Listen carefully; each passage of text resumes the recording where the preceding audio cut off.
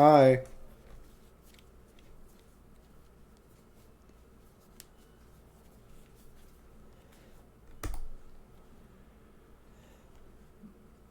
There is no time now to return to Moonlight Alcove as before, as the stars already urged you on. Everyone is ready to make haste for the Glade of Liu.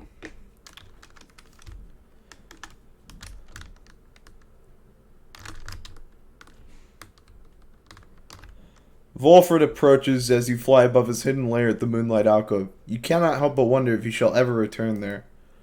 Our dear alcove, I've asked my agents to break down the place. It soon shall be gone if it isn't already. We shall not be returning. We've not the time to do so anyway, and with Orlek back among the living now, and no longer fond of me, I dare not think what he would do with it. Unfortunately, hiding places are of little value once they're found. Once all of this is over, those of us who do not manage to return, we shall have to find another place to live. To try to live, at least.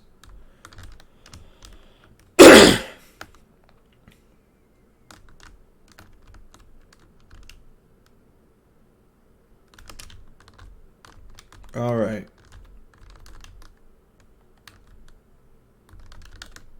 Something of value. Let's check that out.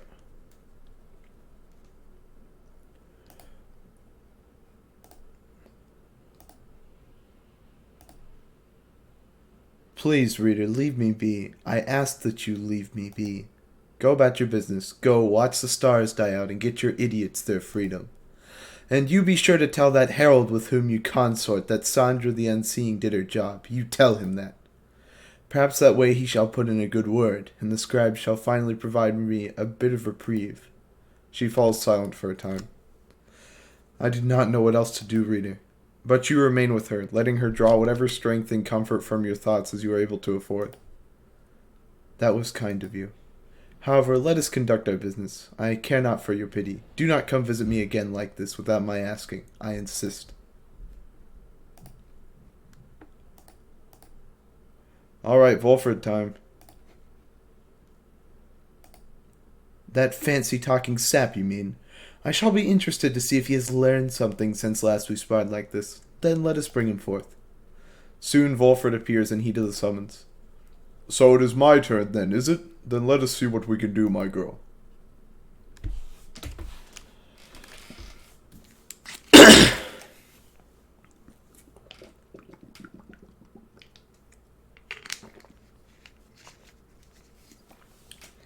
He's going to poop and die. The apparition Sandra appears and unfastens her mask. Listen well, sap, you answer to me here. As you will, O Sandra the Unseeing. Proper as ever, then. Though I wonder if you have the wherewithal that you project. Show me, then, what you can do without the benefit of those whom you would lead, and let us see if you and your lovely reader have reached a thorough understanding as of yet. Alright.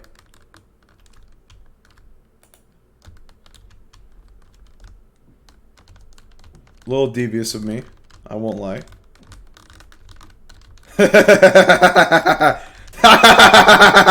Yeah, you try to walk over there.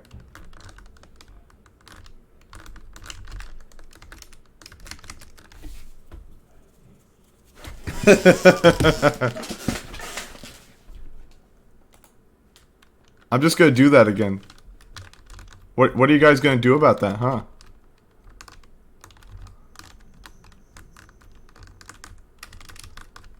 Oh, that's what you're gonna do, huh?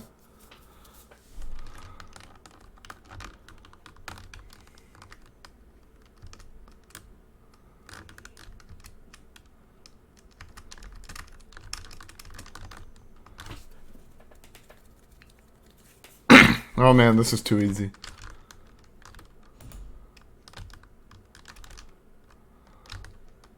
Come on, come over here. Come on.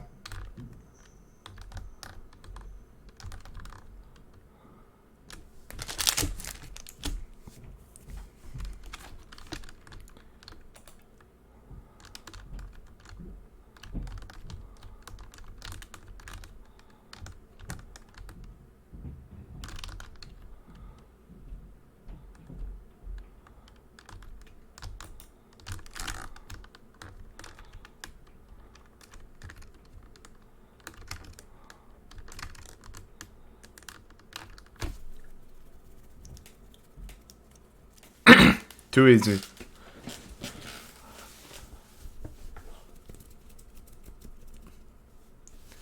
I am grateful for the privilege of your time, good Sandra.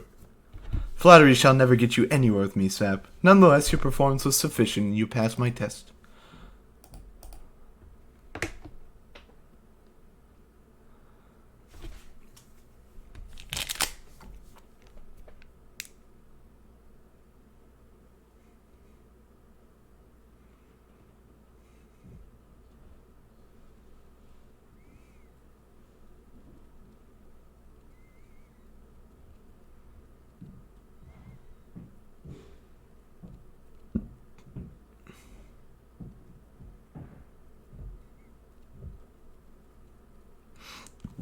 I had not seen that Sandra in some time. She has not changed a bit. But it would seem she left something for us, did she? Liu's bow. His sisters, brothers, fathers, mothers, all were part of him until the arch split them in twain. So saps can reproduce by getting cut up, I guess? Like trees?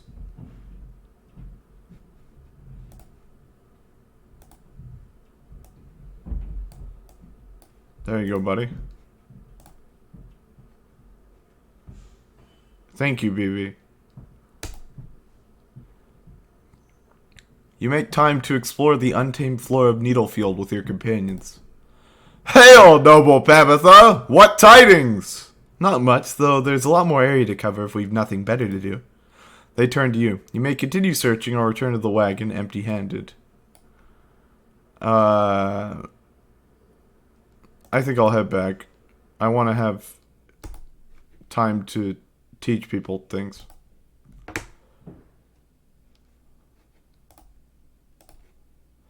Why, certainly, reader darling. How good of you to ask. You sit down with Pamitha to go over some of the subtler aspects of the rites, such as the state of banishment and how to return from it. You sense she is beginning to understand. I want to send her back next so she can be with her sister. It is a strange sensation, to be sure, though it gives you a moment to reflect.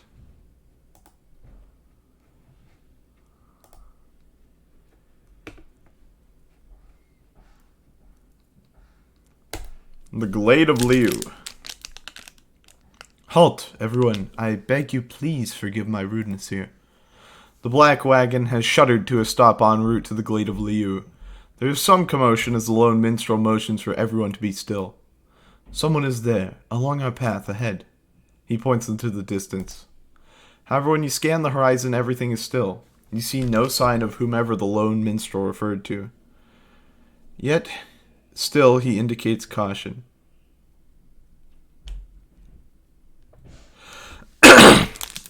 Strange. I do not believe I was mistaken. A tense moment passes, then another. Then the lone minstrel tenses up. Our guest, he is there. You look toward where he signals, and then, at last, you see the cause of his concern. There is no mistaking who it is. Orlek stands there, near motionless, atop some forgotten rock jutting from the razor brambles a fair distance away. He stands directly on the path of your black wagon. Yet he shows no sign of acknowledging the wagon's presence. He appears only to be waiting for something, likely for you all. The lone minstrel gets your attention, quietly. Reader, what do your senses tell you at this time? Orlek may have come with ill intent. Let's welcome him. There has to be a way to reason with Orlek and bridge differences between him and his former triumvirate. Perhaps he has come to negotiate. Perhaps you are correct. Let us try and make contact with him then as we proceed. You give the signal for the drive imps to start the wagon and head toward him. But just as you reach the point where Orlek once stood, it seems our guest has already departed. Let us remain watchful as we proceed on course. Indeed, Orlek is nowhere to be found now. The unnerving encounter causes everyone to fall silent for the remainder of the trip. Your wagon finally arrives at the Glade of Liu, where there is still no sign of Orlek or your next adversaries for that matter. Your companions organize a quick search about the premises, leaving you to watch the wagon until the rite's commencement. Whoa! Something is wrong. Someone is here, alone with you. Hey, buddy. Hey, big guy. Orlek seems to be examining various objects in the wagon. Whether he has noticed you, you cannot tell. What he is doing here, and how he got in unnoticed, you cannot imagine. You watch him go about whatever he's doing, examining all sorts of things that you and your fellow exiles gathered on your journey. He shakes his head. All of these trinkets. This wagon, it is most different now. Welcoming, and yet I am unwelcome here, it seems. In my own wagon. He directs his gaze at you, acknowledging your presence for the first time. You, a mere shadow. Tell me something. Who are you to them? I'm their friend. You tell Orlek that you have traveled all across the downside with this group and count them as your trusted friends. It is a different group now than in his day. A friend, is it? Beware then, for the Nightwings do not always treat their friends with all due charity. Relay to them a message for me, Shadow. Tell them I shall have my night. He strides right past you toward the door, but then he turns to you again once more. I shall have my night. Then Orlek is gone.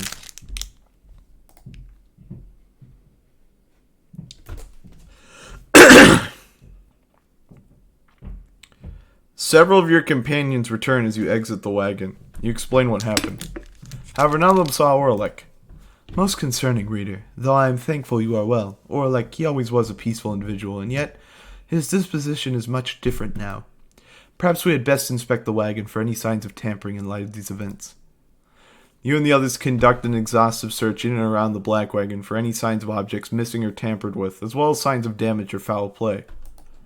The search yields nothing. No one finds any sign that anything was moved or tampered with. Even the drive-ins seemed calm. The incident leaves you questioning your own recollection of what happened. You try to clear your mind, for the ride is soon now to commence. Oh, hey, it's always nice to see you guys. Honestly, I'm not just saying that because you're customers. Definitely not saying it just because of that. But anyways, go have a look around.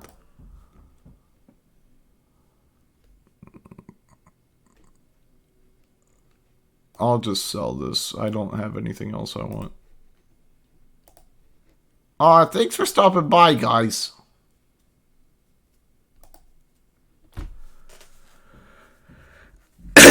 He's the quirky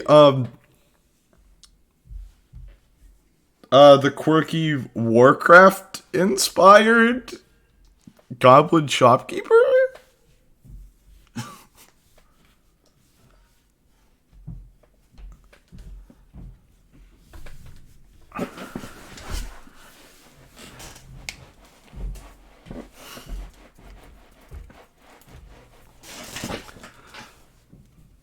Well, it is very reductionist. I bet somebody super smart, made a video about that. Once more, you have returned to the Glade of Liu, and your companions stand ready beneath a still night sky, awaiting the commencement of the rites. You overhear some of their words to one another as you await the signal in the stars. Almost time to get work on the withdrawn, I suppose. Perhaps they shall bring new strategies to bear this night. Just then, you observe a glint of starlight that begins to shine above, and your companions soon fall silent. Alright, withdrawn. The Titans are waking up even more, it looks like.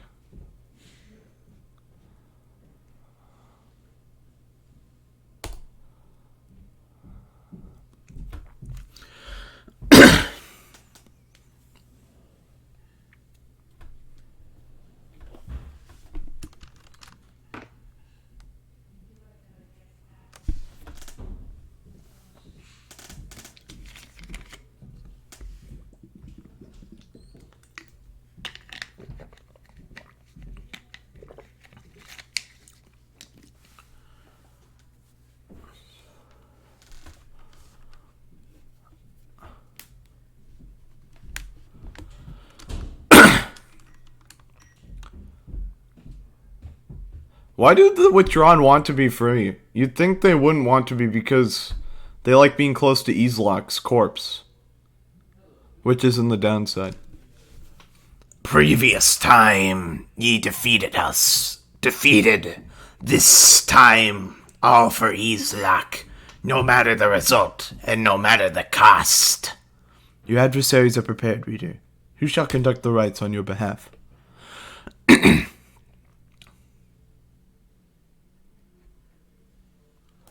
Alright, who do I want to use? I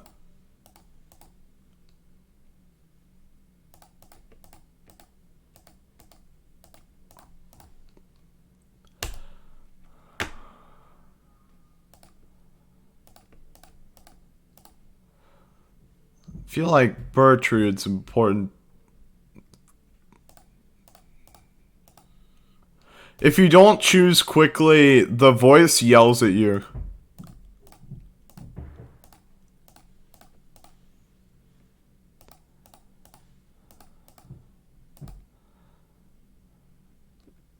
Jodario could use some more XP. Prepared as ever. Hear us, Islak. Bring to us thy terrible power.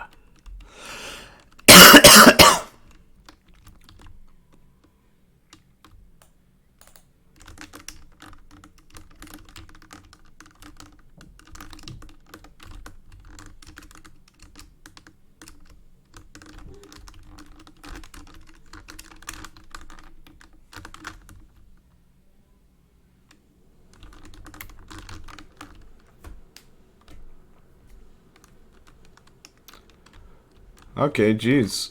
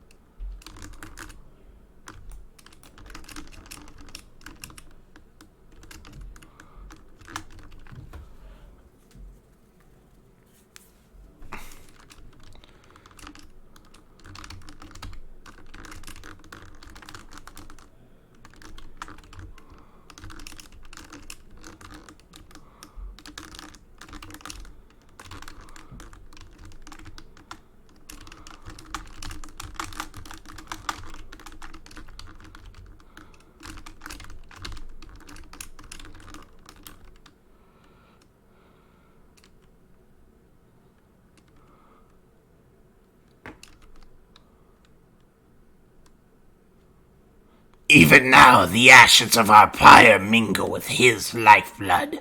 Prevail or no, ye shall not interfere with his return.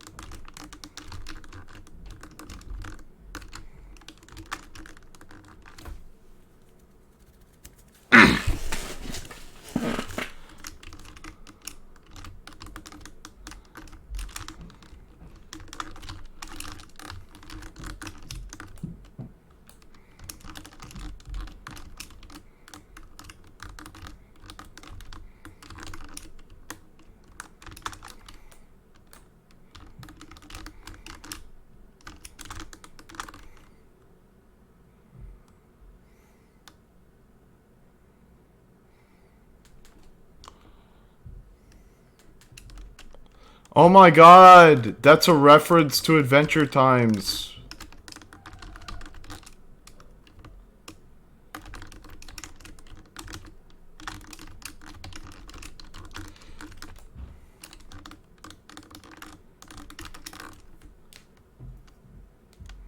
Oh shit, okay.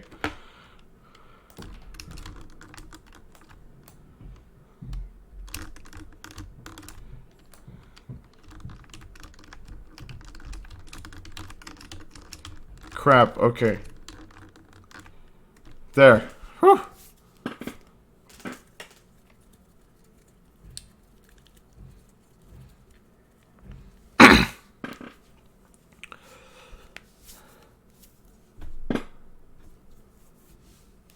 Islak savors defeat.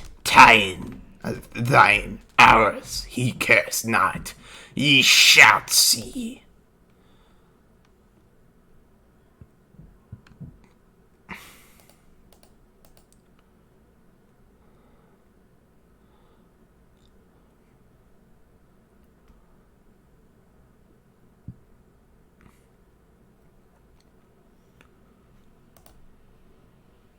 So how was that for you, Jody darling? I suppose the outcome was acceptable.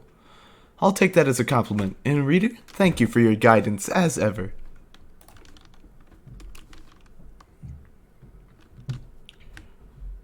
The top 10 worst Easlok Astroborn moments. Number 1.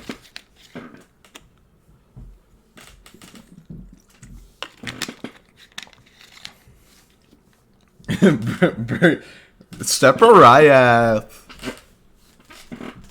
Back at the Black Wagon, you find the lone minstrel examining your fellow exiles after they defeated the Withdrawn in a last-ditch effort.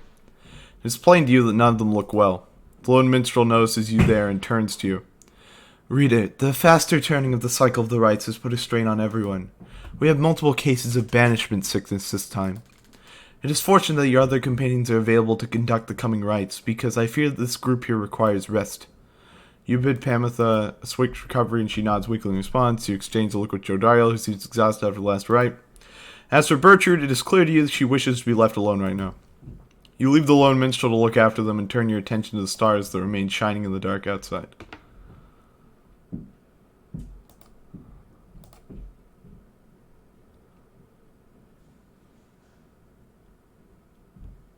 Haub, Orez, Kalmer. Okay. Kalmer's Barker. Orez, Ignarius, Haub, Deluge.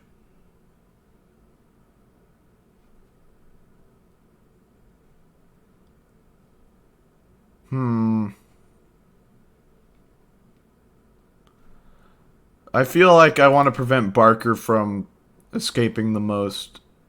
He seems like he's the most dangerous of those three. That Barker Ashpaw and his dissidents are frankly a disgrace to the traditions of the rites. They care not for the path, but only for the glory. Yeah, he's actually a huge threat because he's Cockney. He then shares with you what he has heard about your next opponent. Barker Ashpaws, a volatile cur whose pack, the dissidents, conduct the rites more so for thrill than freedom. Back on the other side, Barker never quite took to the culture of the Commonwealth, and often ran afoul of the law for various acts of boorishness, or vandalism. He always promised to go straight, and in time he found a certain niche, for he was an accomplished hunter. And the people of the Commonwealth did have an appetite. Barker relished the hunt more than anything, and spent his earnings on a variety of questionable things. One particularly raucous evening, Barker was caught relieving himself on the foot of the statue of the Archjustice Androbles IV. Grand Judge, who in 617 AS issued a decree prohibiting literacy in answer to growing unrest. And that was the end of his citizenship. So that was the guy who outlawed literacy. I do think Barker was actually kind of based in pissing on that guy's foot. In the downside, he caught the notice of the dissidents who observed his speed, ferocity, and fearlessness. He soon became the best of them. Barker's reputation grew among the exiled curs of the Jomir Valley region, where he is feared and unafraid of taking what he wants. To think the Commonwealth's attempt to punish him afforded him a freedom that he never had. Oh, but it is very late. Good night, my girl. You wish Volfred a restful evening in turn. It is too late to take flight, though tomorrow you can press on.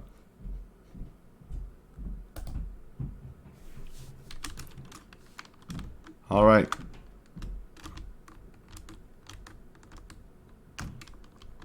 I mean, at least he's not from Ohio.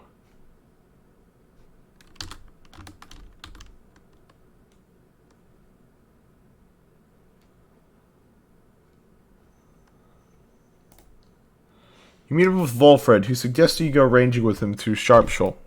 Let us get going then, if you don't mind. He would make a killing in Detroit. Together, you set out to explore the murky waters around the Black Wagon. You find little to speak of, other than the desolation typical of the downside.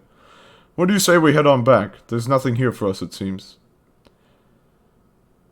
You and Volfred make your way back to the wagon. Though uneventful, your search helped ease the burden weighing on you. Alright.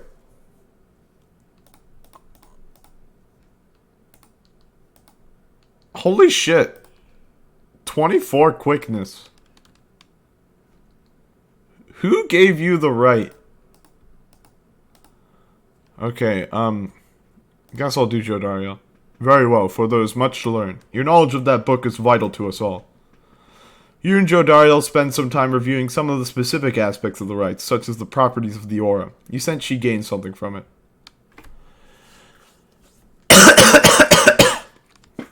Utter nonsense, all of this, that we have come this far. Fortune alone cannot be the cause. What do I want? Both of these are good. I guess I'll go for greater banishment. Such intricacies did these scribes encrypt in this ordeal.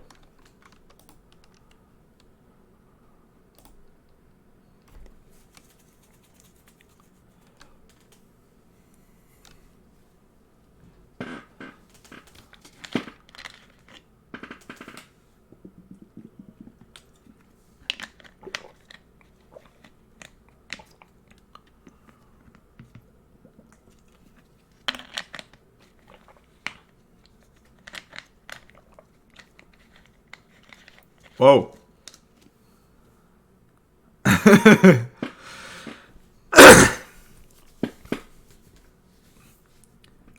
Who asked?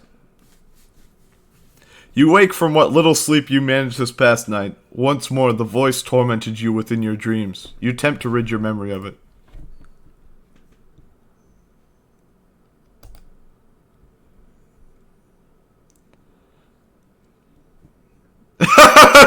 Vivi, that's really good. Searching the stars for who asked.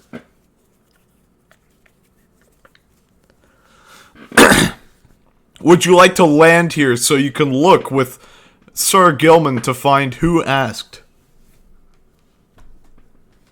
A messenger imp tracks you down into the tumultuous waters of Deathless Tempest to bring you news and rumors from the other side. This report's subject is Tamitha, blood sister to Pamitha and stoic leader of the Essence. She was liberated at the fall of Solium, her transgressions all forgiven upon her return. And yet old enmities remained, in spite of Commonwealth tradition, or because of them. Tamitha found herself up in many rounds of questioning, each less informal than the last. All concerned the movements of her sisters in the Highwing remnants. Refusing to cooperate, Tamitha demanded safe passage to her native lands, yet remains detained. She holds that her own blood sister must have thwarted her once more. Meanwhile, the Essence are refusing to conduct the rites with any other race, and have not found a suitable replacement. You suspect you shall not face them in the rites again. As you finish reciting the imp's message, you take notice of Pamitha's reaction. I'm worse than dead to her by now, I think. Nonetheless, I'm grateful she's returned, and I'll try to hold out hope she'll be the wiser for it. You thank the messenger imp for delivering its news, and let it make good use of some of the Black Wagon's facilities before watching as it flutters off toward the horizon.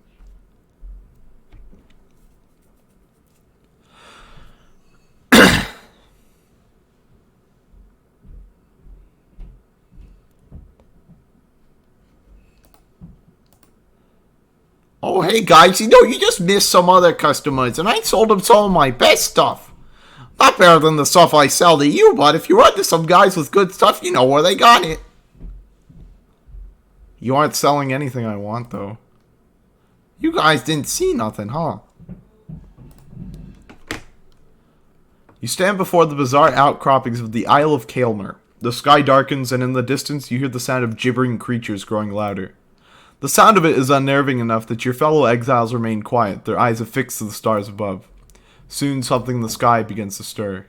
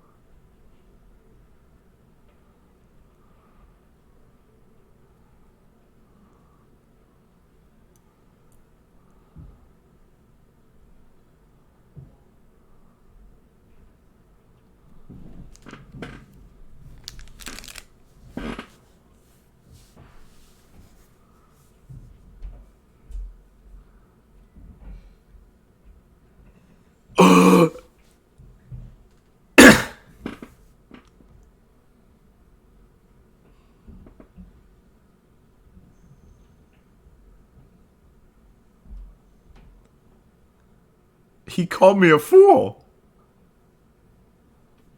I'm wounded. Smell that, mates? Looks like we're gonna have to take this one a little serious this time. That's right, cause they ain't got Greentail clogging up their ranks no more. He's back home now with his dear old mum where he belongs. Right, Tiny and I wouldn't stop that deadbeat. Gotta have some standards after all. Just the same, we're gonna stomp you to the ground. Get ready.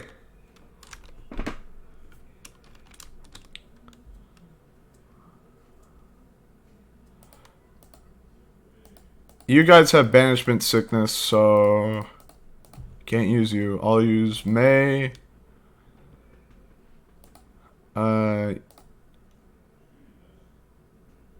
Sure.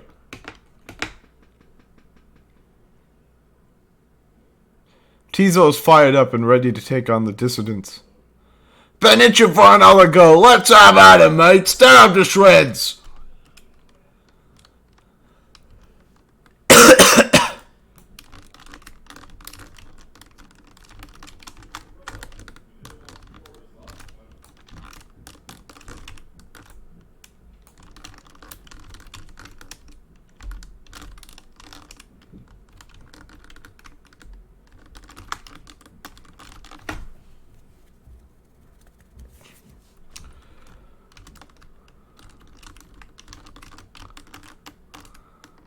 Oh, I forgot while May is holding the orb, she has infinite stamina.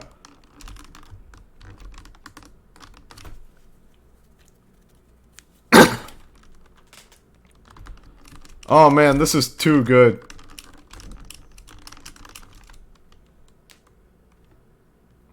Tizo has infinite stamina in general. Oi, not bad, I gotta say. Go on now, you keep at it, Barker boy. Just like if your mum were here, you just keep it now. You understand? No pressure now, no pressure, eh? Alright, mate, time to get real angry now and show 'em what we're for. Come on, let's boil some blood, eh?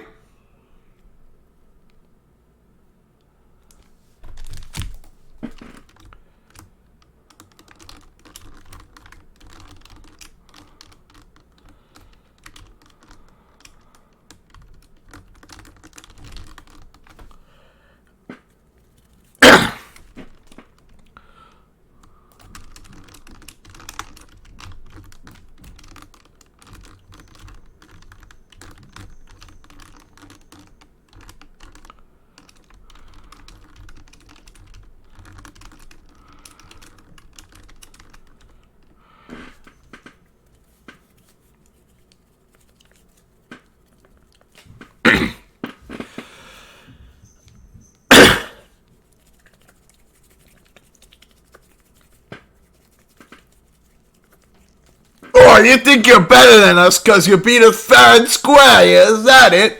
Oh, at least you got me blood to boil a bit.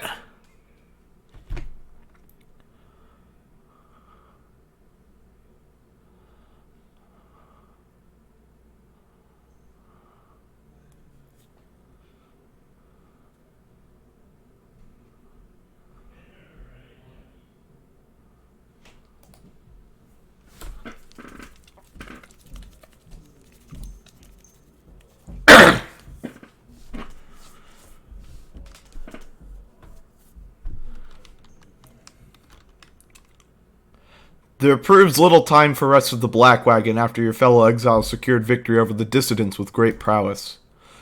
Those afflicted with banishment sickness seem to be doing better, at least, and express gratitude to May, Sir Gilman, and Tizo for their efforts. Just then the low minstrel appears before you. No words escape his lips. You can guess full well what he has come to indicate to you, and follow him back out into the darkness. The stars above seem to be few and fading, and yet one still shines defiant. Alright, Fall of Solium. Who are we fighting for freedom this time? Lendl the Liar. Okay, we gotta win. No, I'm freeing Pamitha, but I was just wondering who we were going to fight. You notice the lone minstrel standing there with you regarding the night sky. The Gate Guardian and I, we have paid witness to the liberation rites upon the fall of Solium for a long time. We have seen so much. And so, I'm a bit taken aback is all, to see something which I have never seen. You look upon the stars together for a while. Then, I wish for you good fortune and the wisdom of the scribes on your ascent. The lone minstrel leaves you there alone under the night. It has grown very late, and you need rest. The black wagon shall have to take flight again come morning.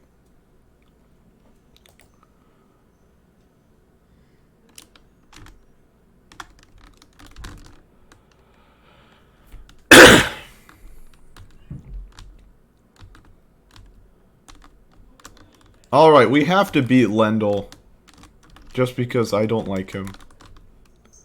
He's a cop.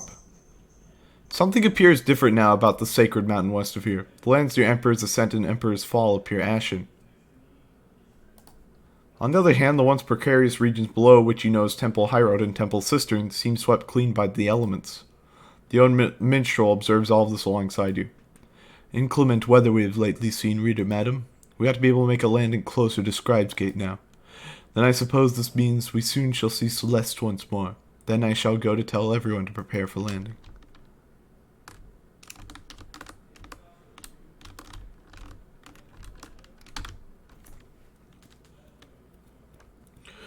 You arrive once more among the great heights of Mount Alodiel. It appears that Lendl and the accusers have already arrived along the other route.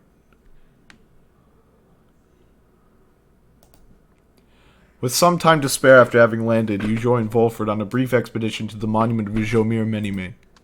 The book says almost nothing of the present circumstances. I wish I had clearer guidance as to how we should proceed, O scribes.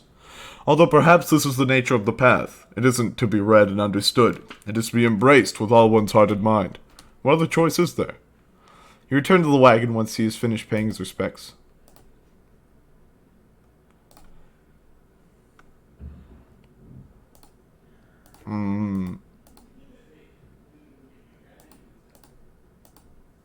I guess I'll mentor Jodario more. Aye, let us make time. Come tell me something more about that book. Jodario gains a somewhat stronger grasp of how to better pass the celestial orb through strength of will and trust in one's triumvirate than through dexterity alone. She nods in understanding. One can spend a lifetime studying the smallest minutiae of this competition.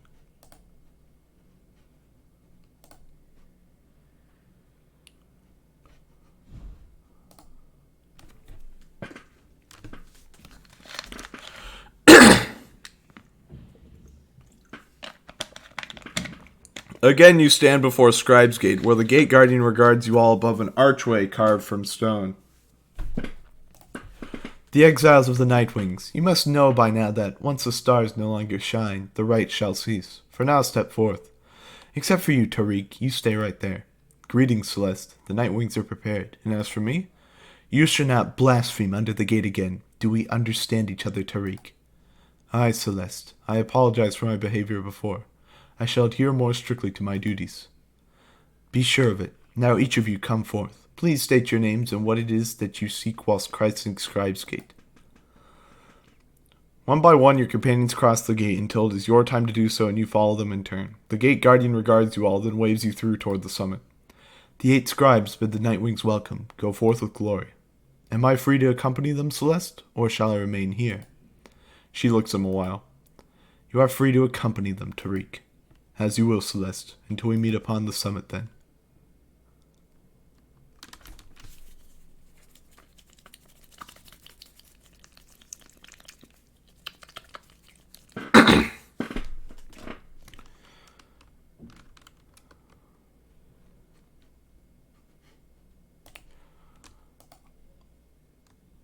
Oh, it's you guys. Well, come on in, I guess. You're right on time, because I was just thinking maybe I would close a little early here, you know? Business has been real good and everything. It's been a little slow in spots. A little slow is all. So I was thinking maybe I should do a sale. What would you say to that?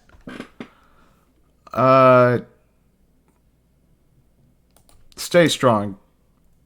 You reassure Falcon Gron that his goods are already competitively priced and that a sale should not be necessary. Huh, you know, that's just what I was thinking too. Isn't that funny? I mean, my prices can't be beat already, so a sale, that don't make no sense at all. So are you buying something here or what? There you go. You finally give me something good.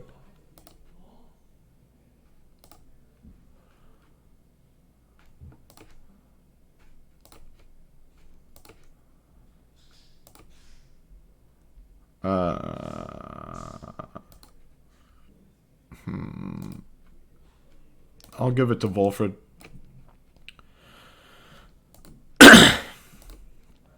Tell all your friends about us because I already told mine.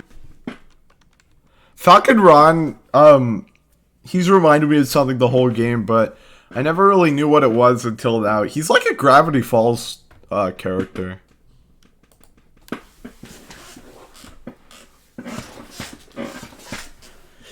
Once more, the time has come for the liberation rite, where one among you can go free if you prevail. Freedom is likewise at stake for your adversaries, the accusers. As your companions gather under the fall awaiting the commencement of this vital rite, the lone minstrel finds you and regards you in his calm fashion. Night is falling. These moments prior to each commencement, I must admit, they give me pause, knowing so much is at stake during the trial that is to come. Tell me something, would you, reader, to ease the waiting for us both? I have traveled far and wide, even beyond these lands. However, the Commonwealth I only knew through word and song. I sometimes think on what life would be like out there. If you were not ensnared within this place and free to roam your country, what would you have done with all your days and years, rather than striving here under the stars?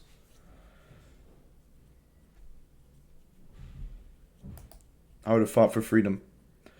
Perhaps it was inevitable that you were to be cast into exile. You cannot abide the state of things within the Commonwealth. There is so much needing to be changed there. It seems, then, that you would face a greater challenge there than even here, your Commonwealth. It sounds to be a country rather set upon its ways. Of course, that is the nature and ambition of the plan of which you are a part. May your actions here help bring about the future you desired on the other side. 57% success. That's not looking good. Just then the lone minstrel looks forth and you see that it is time. The stars above, though faint, begin to burn.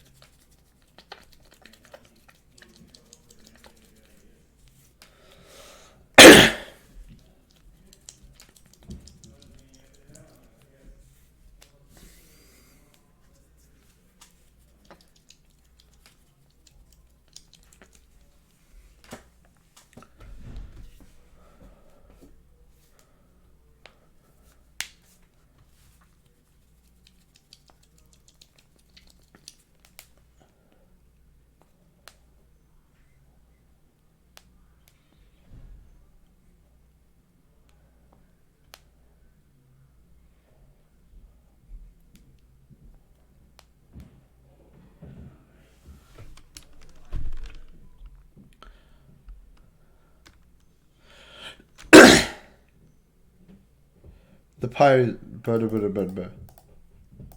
Okay. Poised as ever, Lendl steps forward and reaches for his mask. I was branded Lendl the Liar. Once I reclaim my liberty, that name shall be forgotten, and my rightful station in the Commonwealth shall be restored. Nightwings! You may have prevailed against me last when we met here upon the sacred site, but the many years since that have taught me much. I shall not fail again. Yet you still hold much resentment for your adversaries, is that not so, Lendl?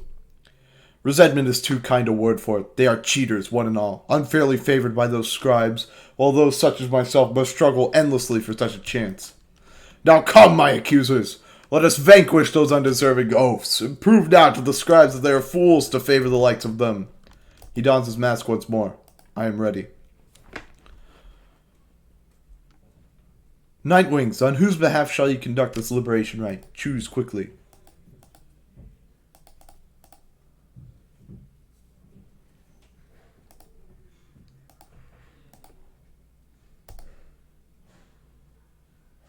So I'm to get my shot at all this then. How very thoughtful of you, reader darling. Tizo's gotta help. Rub it in Lendl's face. Tizo was the one who denied Lendl his freedom before.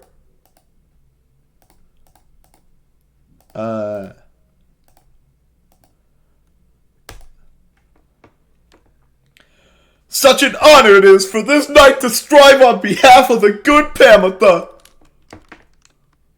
Come then, Nightwings, and look upon me one last time, for by dawn I shall be free while you all wallow in the terrible defeat we have in store for you.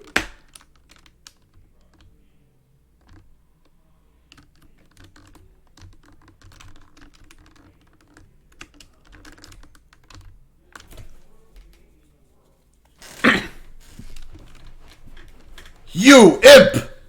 He singles out Tizo from across the sacred grounds. The indignity which you have wrought upon me all these long years, tonight it shall be washed away as I at last return unto my post. Long had I toiled in this abominable place only for you, pathetic wretch that you are, you, of all things, to thwart me and my accusers in our moment of triumph. It was small consolation knowing that the Nightwings fell apart soon after, a misfortune which you doubtless wrought yourself. As for we have clawed our way back to this mountaintop, you sniveling, loathsome little beast, and this time things are going to transpire in a very different manner. Just you watch! But Tizo just stares right back at him, betraying no emotion, but then he claws at his mask. Certain imp expressions resist translation. Suffice it, Tizo does not hold Lendl in high esteem. It seems Tizo does not hold Lendl's mother in high esteem either. Ooh. Then he dons his mask once more. Why you? How dare you raise your weakling voice at me? You blasted Nightwings! Would that we could all go free, that I might have you all arrested and then sentenced once again. Now get out of my way!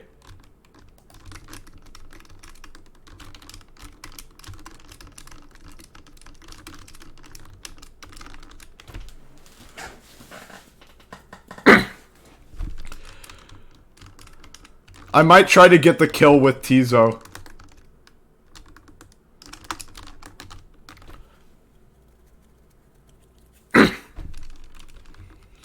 Now, accusers, grant me your oars and your anger that we may finally secure our rightful victory against these demons whom we face. He is channeling the auras of his triumvirate, and their strengths combined with his. Okay. They're doing the thing.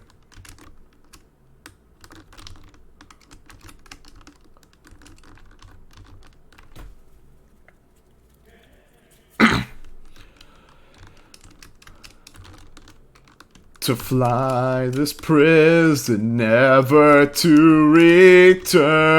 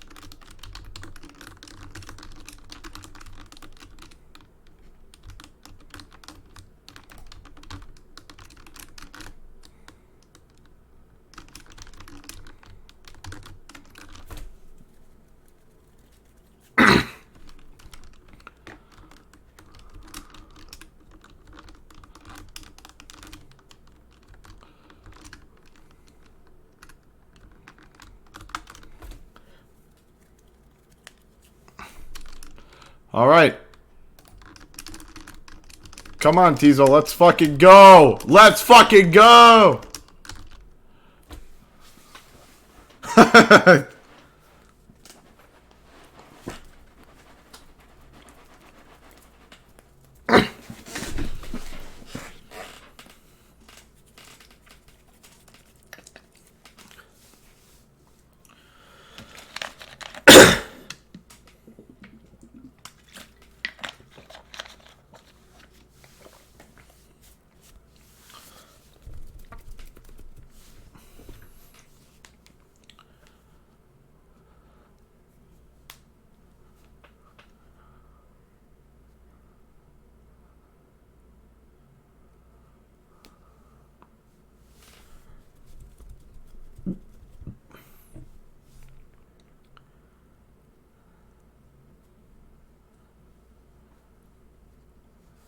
Bless you, Nightwings! Again you cheated me! Have you no pride at all in this tradition?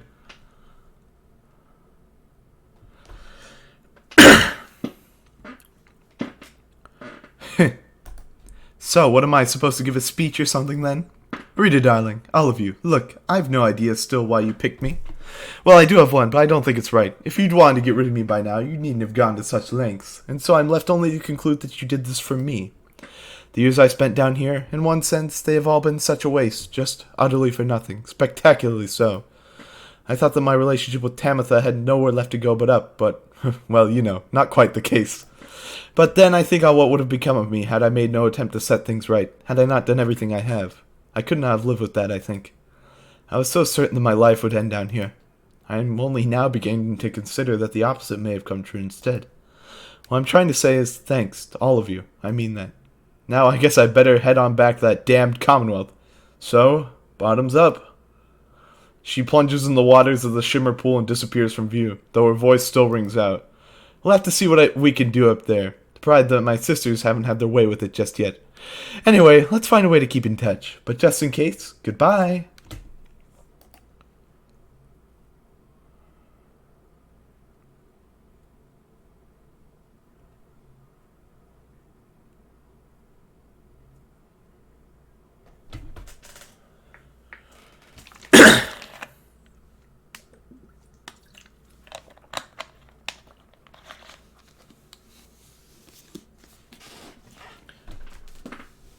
A hidden power, a terrible, unbridled fury, seems to have awakened within Tizo. All in all, he seems very enthusiastic about it.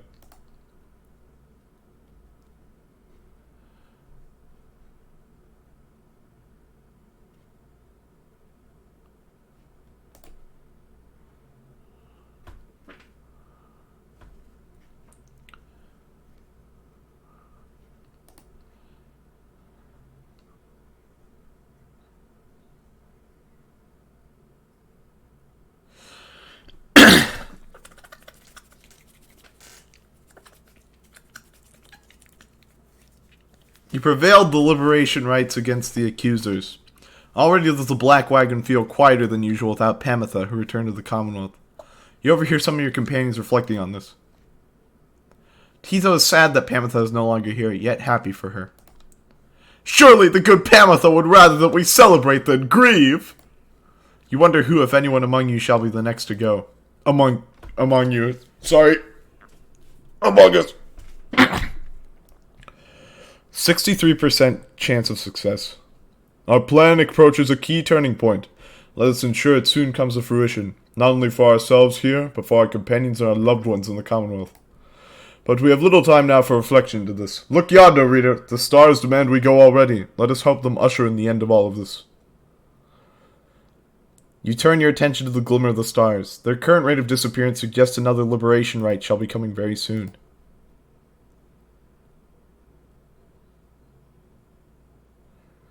Trieste, Jomir, Orez, okay. Manly, Ignarius.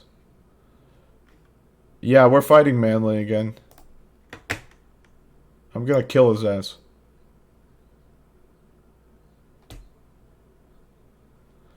Now the stars bid you return to the nest of Trieste, where you shall stand against the chastity once again.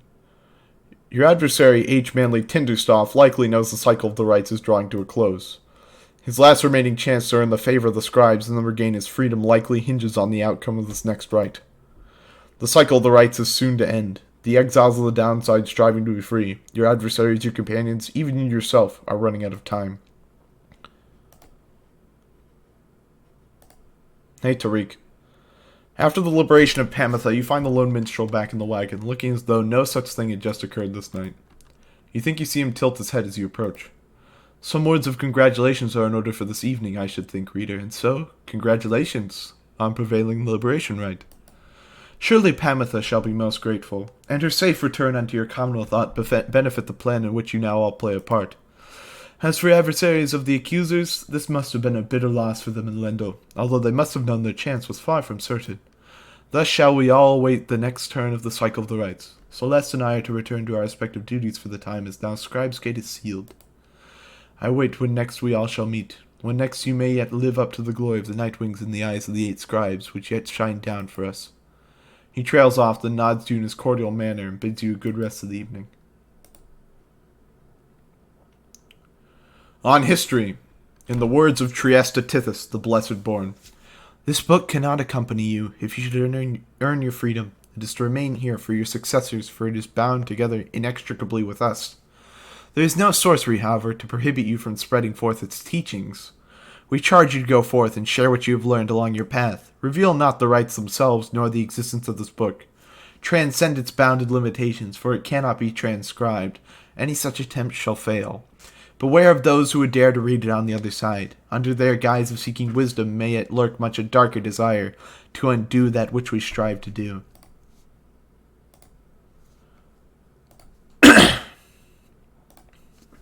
Alright, let's get going. At dawn, your companions are prepared to depart. Everyone is silent. Your travels are to take you back to the nest of Trieste, but soon after the stars shall draw you here again.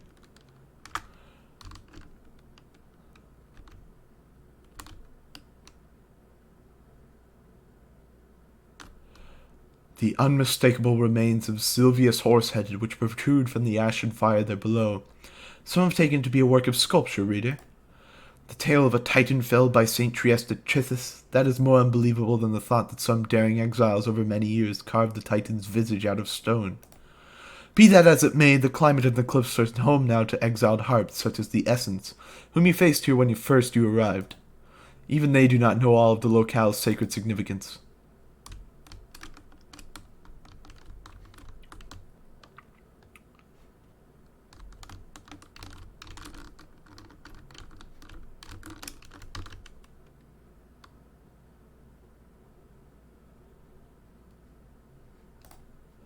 Who among you has the wherewithal to face this night? Being in the molten crags of Highwing Cove makes this the perfect time for a quick jousting competition, Sir Gilman says. He just needs a partner. One of your companions steps forward. Oh, can I fight with you? I would like to fight with you. At this, Sir Gilman launches into a litany of instruction detailing the specific methods of Sea Dominion ceremonial combat. At last, the two competitors take their positions and then rush toward one another. They collide, then flail away, trading blow for blow. It all seems rather senseless. When at last they stop and catch their breath, Sir Gilman approaches you. This night would have you choose the victor of this bout, Master Reader. Who prevailed? You have no idea how to evaluate what you just saw, but you think it best to humor them. Gilman. He seems to care more. You declare the winner is none other than Sir Gilman. He beams with pride. It seems this knight yet retains something of the ancient methods of his kind. May congratulates him on an honorable fight. They both gain +2 quickness for the next right. Holy shit, Sir Gilman. You don't need to go so hard. At dawn, Wolfred finds you shortly before the wagon is set to depart. It seems we are once more to face that foolish Manly, then, if I'm to understand. He shall be rather desperate to secure his chance at liberation. Let us be extra vigilant against him. Wolfred rejoins the others in making final preparations for departure. As you prepare to set forth, you sense his mixed emotions about the coming rite.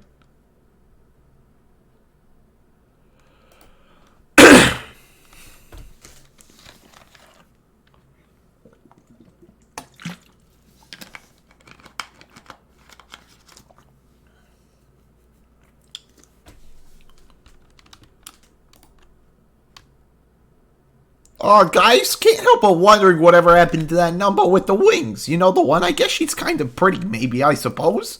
She's still around by any chance? Because, well, anyways.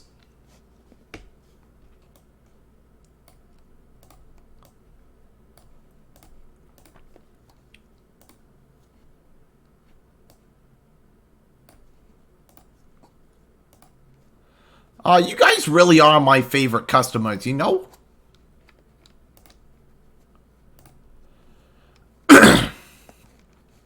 Downside climate. In the words of Jomir Menimane, the Alpha Chief, I know of no polite way to describe the climate here. It oppresses every living thing, except perhaps the native flora in a few specific areas. Once more, the recommended course is to keep moving. Moving keeps you warm when it is cold. When it is very hot, you use what strength you can to move to somewhere you can think and breathe. The weather in the downside seems intrinsic to the different regions, which my good friend Molten Milithy shall describe.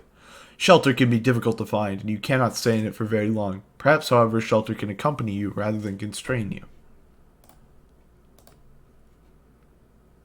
The nest of Trieste, in the words of Luce Glory and Hundred Minds, the scholar. The ashen effigy of the nightmare titan Sylvius Horseheaded looms as dark as ever on the precipice of Black Basin, where her chaotic influence sundered the land itself until it wept with fire. The very instant that our graceful friend Trieste Tithys finally laid rest to the greater Titan with the power of the holy scepter of the Empire, the stars shone down upon us all with blinding light. Trieste thought that she could bear her children in the warmth there, but alas. Now the stars revisit that locale with regularity. The fissures in the rock do pose more danger than one ought invite, but a summons to the nest is to be honored.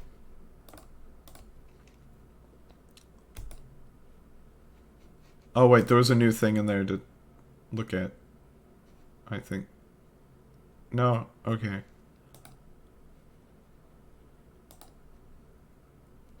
By now, having to make preparations for the rites has become second nature to your companions. They go about the process efficiently and this time in almost total silence. You cannot shake the sense that the routine shall not go on much longer. Well, yeah, because we literally know it won't. It's not a sense. Volford approaches and confirms you that the Nightwing sigil is set. Everyone has their books and rymans and the grounds are ready. Everything should be in order. This long ordeal of ours, one way or another, it shall soon be ended. Reader, the coming days are going to be difficult. No matter what should happen from this point, I am grateful to have had you by our side in all of this. It is strange to put it this way, but I feel very fortunate. You and Volford stand together in silence for a time, looking for the stars above to show some indication that the rite is to commence. It is taking too long. Concern begins to well up in you, but then...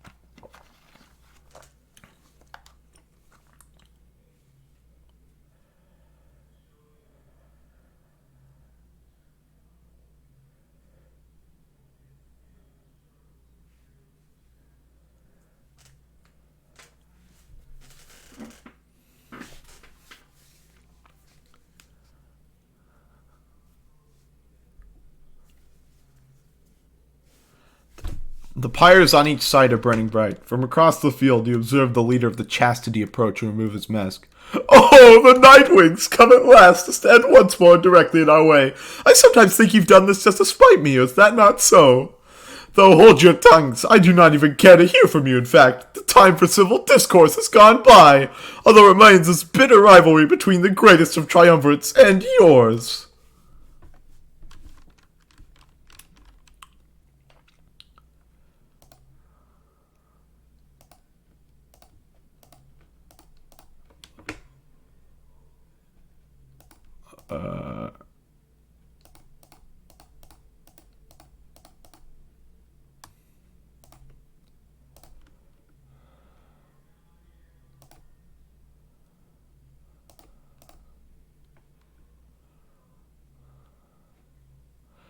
If this is to be your last confrontation with the Chastity, then Tizo vows to make it one to remember. Oh, you Nightwings! But now I know better than to waste my breath on you. Know that the indignity which you have put me through shall not go unopposed.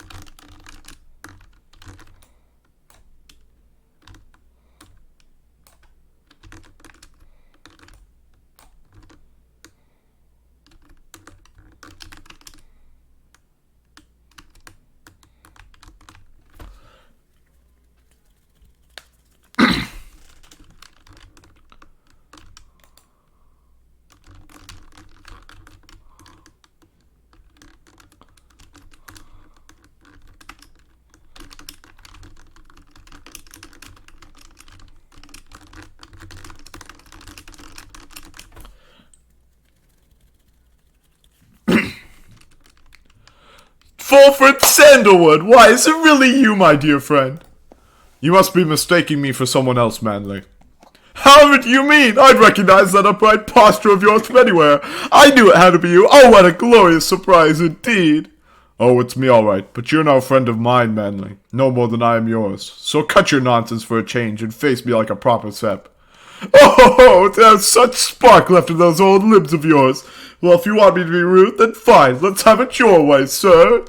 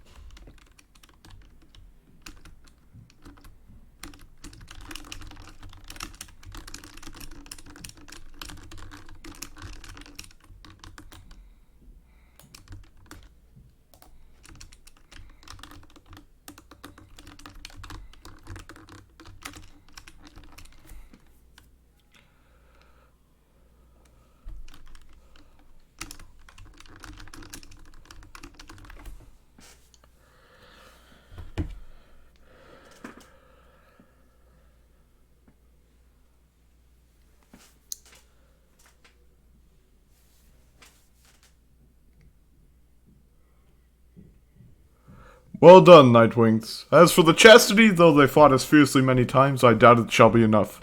May they find mercy in this land. The chastity, they proved a worthy adversary. Tizo is pleased to have prevailed, though he wishes that the chastity find their peace. Why, you have spurned me thus, Nightwings, I shall never understand. You brought great harm unto our country by befriending my return. Know that your wrongful deeds are duly noted.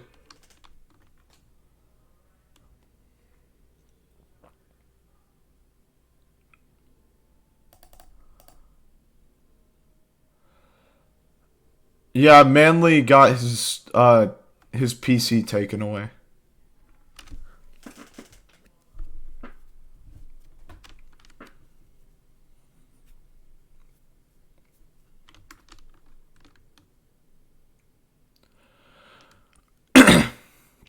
Inside the wagon after defeating the chassis, Joe Dial is discussing aspects of the outcome with the others when the lone minstrel seeks you out.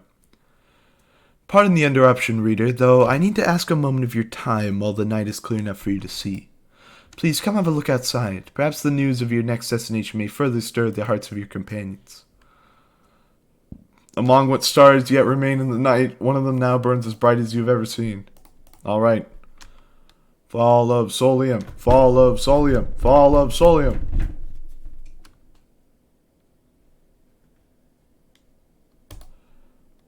Uh-oh, Udmilda, we have to win this one.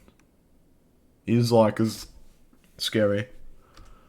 The cycle turns even more quickly now, until such time as it shall shudder to a halt. He makes a sound then, almost like a laugh. I forget myself, reader. I shall not say such things. The scribes, they would say that one ought focus on the path in front of her. When we set forth to walk a long and labored path, it can be all too much. If we stand back and look upon it as a whole, we may well decide to turn around. But if we begin to walk, whilst casting down our gaze, and whilst resisting well the urge to look too far ahead, we may make steady, careful progress. Soon enough we may arrive where we endeavored. The lone minstrel bids you good evening. You had best retire for the night, for when first daylight comes, it shall be time again to take the skies.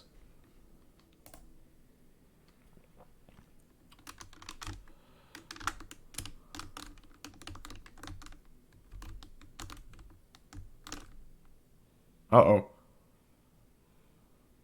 Your wagon reels from the impact of some sort of massive object slamming into it mid-flight. False nightwings. Orlek calls down to all of you from atop his wagon. Again you seek to climb that cursed mountain beneath us. Again you seek to take my rightful place. I shall send you crashing down to it that you might fall as I have. He stares down at all of you. But I shall not. Rather we shall meet upon the summit, ere the last cycle of the rites is ended. Until then.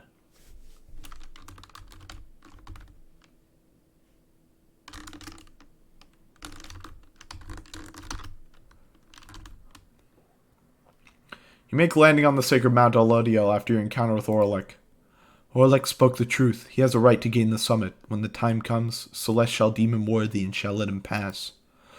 While he has transgressed against the rites, he has also been already anointed and prevailed. Nothing is written in the book on this, and liberty ought already be his. For the time it seems that he has not yet traveled to the summit. Perhaps he is still making preparations with his fellow exiles. When exactly Orlek intends to make good on his promise, he did not make clear. For now you are to confront Udmilda and the withdrawn above the summit. But first you may prepare. Later that afternoon, you accompanied Joe Dariel through the quiet solitude of Temple High Road to the monument of Leus Glorian. 2 remaining opportunities for freedom, then, is it? You scribes are rather stingy with your favor, you should know. Several of those who stand with me deserve to see their homes. If you are truly judges of the worthy, then I expect you shall choose from them. You return to the wagon after she is finished paying her respects. The summit awaits.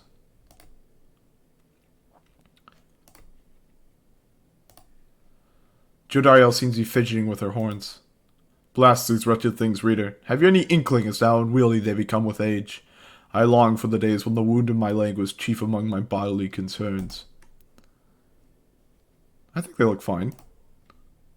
You express regret her horns yet cause her discomfort, though note you think that they look very good on her for whatever consolation that provides. It is fortunate that my perpetual discomfort is of benefit to you. 10 years or so into my stay within this blasted place, I first felt protrusions from my skull. They remained hidden by my hair for quite some time, but I knew that would not last. We all heard much of demons in the Commonwealth. Sinners, rightfully exiled, would assume their rightful form. Thus, when my horns started to sprout, I took it as an indication that perhaps this was indeed the fate I deserved. She trails off a while. I know somewhat better now. Anybody of our kind left down here long enough and left alive becomes like this. Something in the climate? Difficult to say. A disease of sorts, but not a deadly one. If anything, the opposite. If we live long enough, then we live longer still like this, extending thus our sentence into exile. Sometimes I think, if these horns are here to symbolize my sins, then surely they are going to recede if ever I return. On nights when these damned horns prevent my sleep, my thoughts inevitably stray to that hopeless idea. A naive hope which never leaves, despite prolonged attempts to rid myself of it. Horns are not worth the trouble, reader. She nods wryly as she heads out into the afternoon.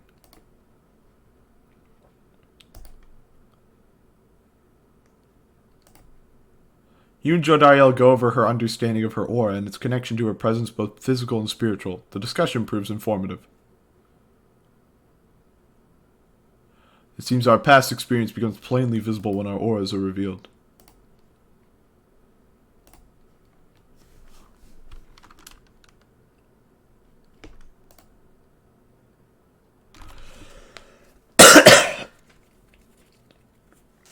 A messenger imp somehow tracks you down the old masonry of Mount Alodiel and delivers to you recent news and rumors from the other side. Specifically, the imp shares details regarding Pamitha and what became of her since she was liberated at the fall of Solium. She found herself back in the homeland of her enemies, where, despite her connection to the High Wing remnants, her past transgressions were forgiven. In fact, she was asked to join the military council given her unique background. Yet she refused to cooperate and instead demanded to be reunited with her sister Tamitha. But when they threatened her with a sentencing to exile and insisted that she take the opportunity, Pamitha said at last that she would think it over and return with a decision soon. Next she was seen, however, was among Volfred's sons and daughters of the Revolution, where it is said she has attached to loyalty, at least for the time. You thank the imp for bringing you this news, which soon gets your companions talking. We suspect the ancient enmity between the winged and the flightless shall not be soon resolved, if ever at all. I hold to the hope that both the Thane sisters one day shall join together as part of our good cause. The two of them can help lead us toward a brighter future. Never once before had this night felt even a thing for our most bitter enemies, and yet, having known Pamitha proved eye-opening indeed for this night. It seems to me that the little bird is no more free now than when she was here. I wonder where her sister is right now. I'm sure she cares for Pamitha. I'm sure of it. Tizo wishes for Pamitha to find her way and her sister in the Commonwealth. In spite of some mixed feelings, the news of Pamitha's liberation fills you and your fellow exiles with resolve.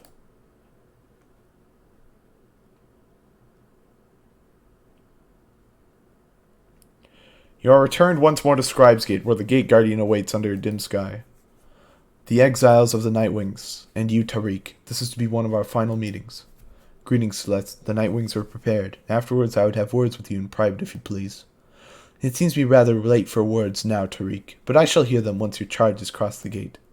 Now, all of you, come forth. Please state your names and what it is that you seek whilst crossing Scribes Gate. Bye-bye. The 8 scribes bid the Nightwings welcome. Go forth with glory. And you, and Tariq? Aye, Celeste? You may rejoin the others in a while. For now, I would hear those words of yours. Certainly, Celeste. Everyone, I shall see you shortly.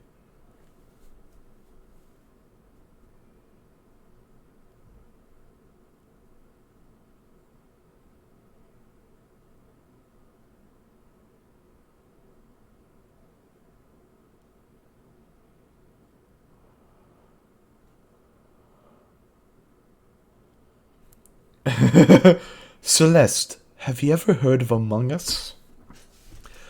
It's a multiplayer game, a social deduction game, where you play as several crewmates.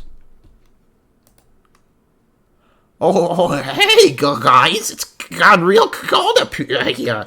But it's worth it, let me tell you. Got a lot of customers been stopping by. Okay, I may have been exaggerating just a little, since I've been waiting here a little while, I guess. But are you buying anything? Wish you guys would have bought something, maybe. The time has come again to deliver one of your fellow exiles to the homecoming in the Commonwealth, lest your adversary withdraw and achieves the same instead. The lone minstrel has returned and approaches as you wait the signal from the stars. There's something that I wish to ask you, reader. Have you played Among Us? Something which ordinarily would not be my place to discuss in any detail. You've observed the stars. If you do not mind my asking you in such a direct manner, how many liberation rites are you supposing yet remain? 2. That's my guess. I definitely haven't played the game before or anything. You tell him the only logical deduction which you have been able to make based on all of your readings of the stars as of late, that there shall be one final liberation right after tonight. I concur with your evaluation, reader, madam. I wish to make certain that you are aware, so that you and the Nightwings may make the most of your remaining time together thus. As to what shall happen once the final liberation rite is ended, we soon shall both find out. But lo, it seems that we are called upon once more. Look forth.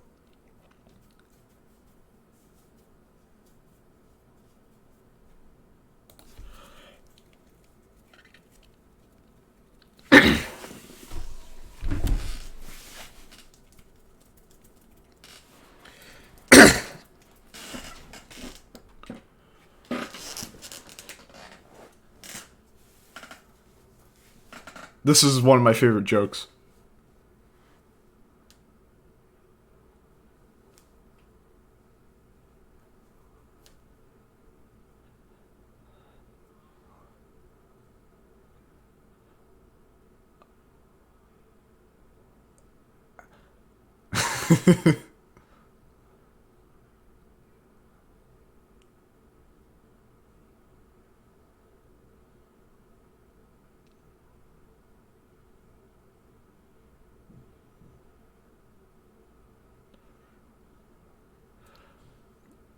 I didn't know he said "Among Us" in that scene. I kind of want to clip that.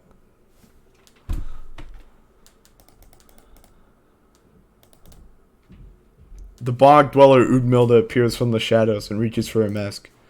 Yes, we are known to be Witch Udmilda, our adversaries. I thought that was the joke you meant. No, that's not the joke I meant. They are nothing to us or the one we serve. Logan Cunningham playing the voice saying Among Us 24 hours. Y'all shall be devoured in the coming age, an age of strife, wrought down by the fell wings and many-seeing eyes of Islak, the Astralborn. Well, it was very funny. Yes, it is very funny to hear the voice say Among Us. You speak blasphemy upon the sacred site, Udmilda. If you value your liberty, then I suggest you cease your mocking of the Scribes. The Scribes, they failed to stop Islak, and he shall rise again. As for ye Nightwings, you are of no consequence in Islak's grand design. She dons her mask once more.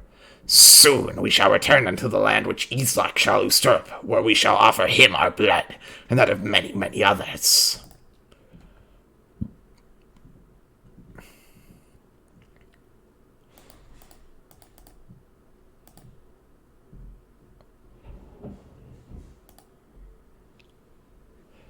Alright.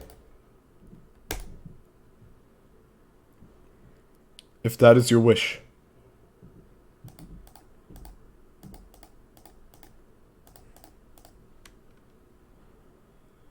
Me? Of course, I'll do my best. This is important. Sir Gilman the Bold. A glorious night this is fast shaping up to be, is that not so? Soon, Islak, very soon we shall release thee. We shall release thee. And as for ye Nightwings, we have much in store for ye.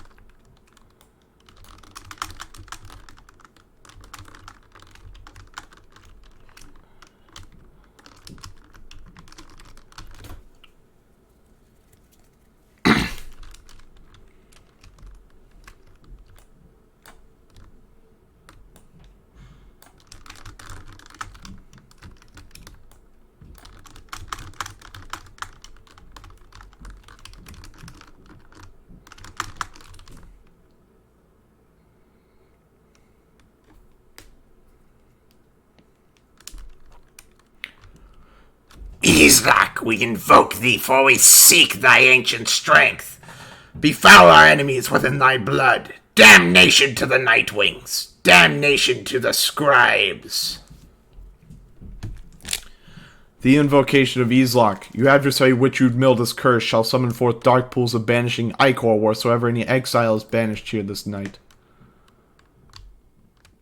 Uh-oh.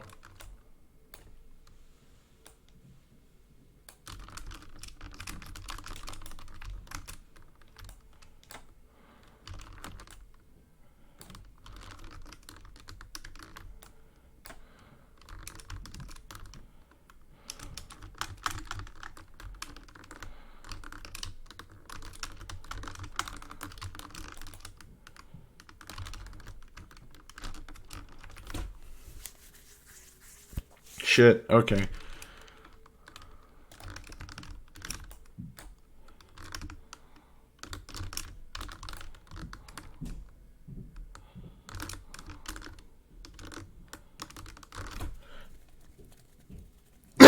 It's pretty imperative that we win this.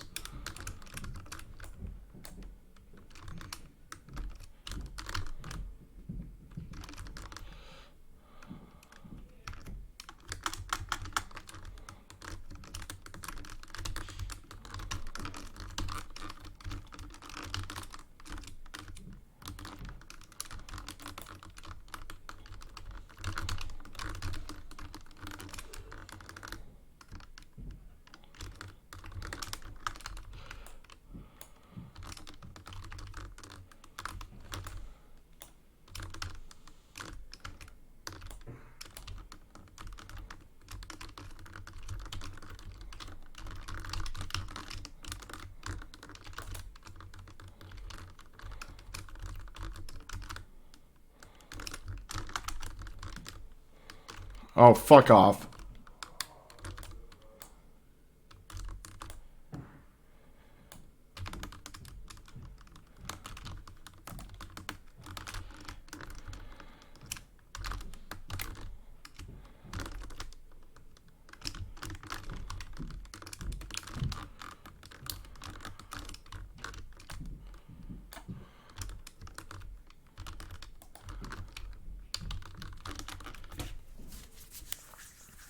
Ah!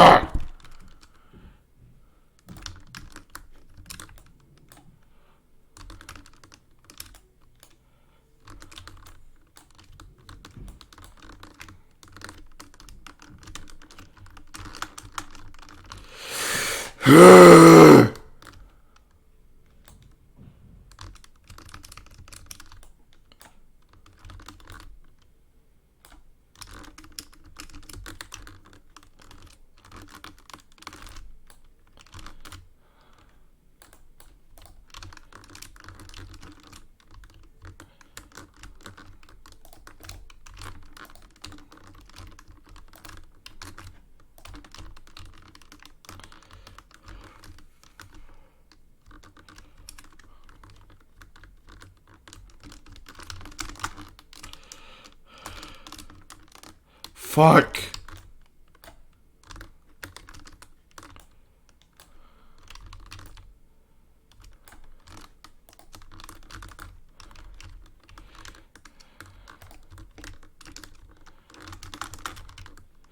Jesus Christ!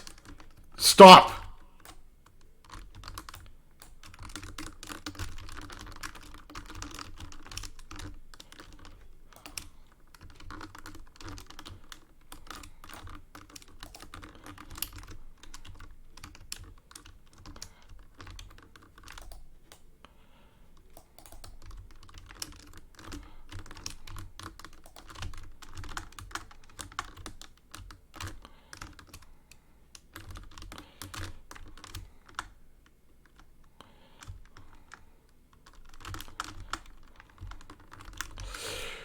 Motherfucker!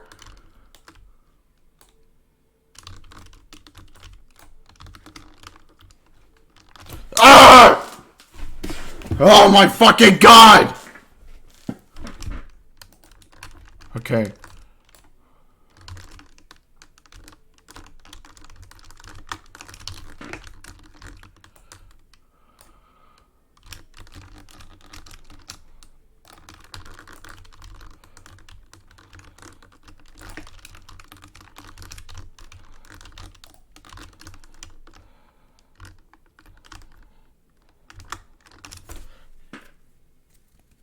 Okay, we only need to get one more hit in.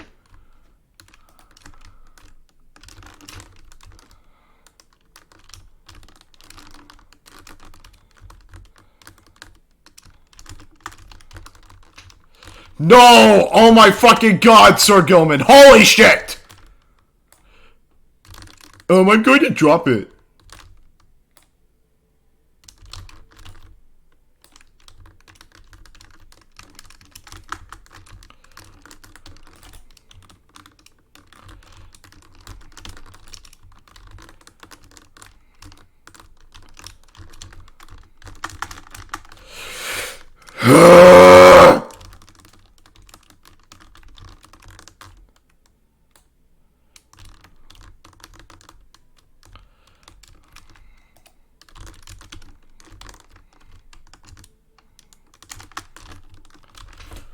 There. Fuck.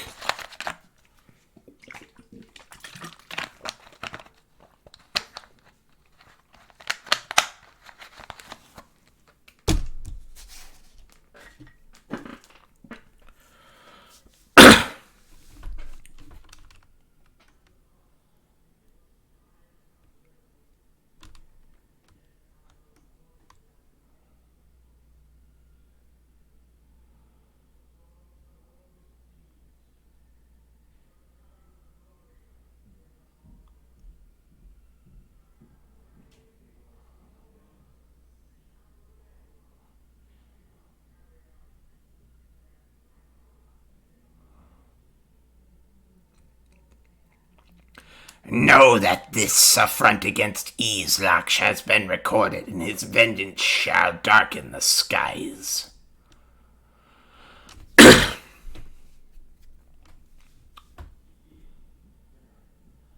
After all this time, she turns her gaze toward the rest of you. I never thought this day would come. I have all of you to thank for doing this for me. The life that I recall back in the Commonwealth was at times difficult, and I am much older now. I know not what I shall find on my return. However, I know this, if that place is still like the Commonwealth I left so long ago, then I shall strive to make it better, for as long as I retain my strength and breath. You see her smile faintly as she disappears into the shimmer pool, though you can still hear her voice, though faintly now. Farewell then, reader, all of you, for now.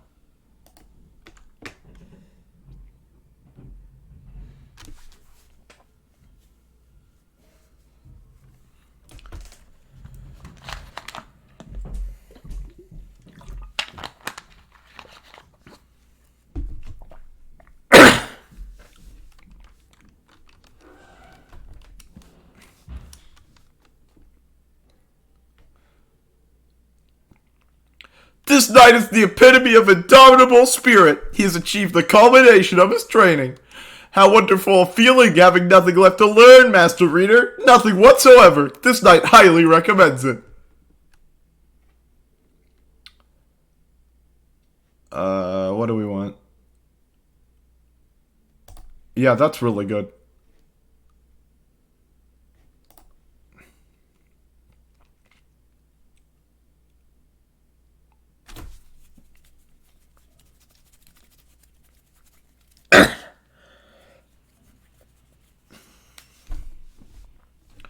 You return to the wagon after having prevailed against the withdrawn and the liberation rite. I had a good feeling this would happen. Perhaps this knight may too regain his honor.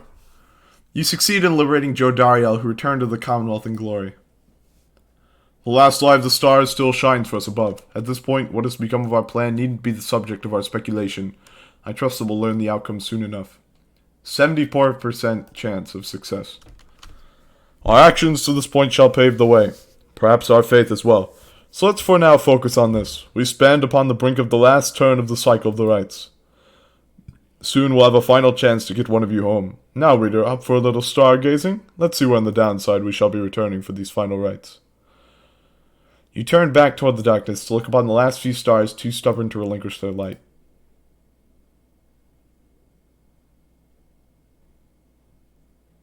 Haoub, Gol, Jomir.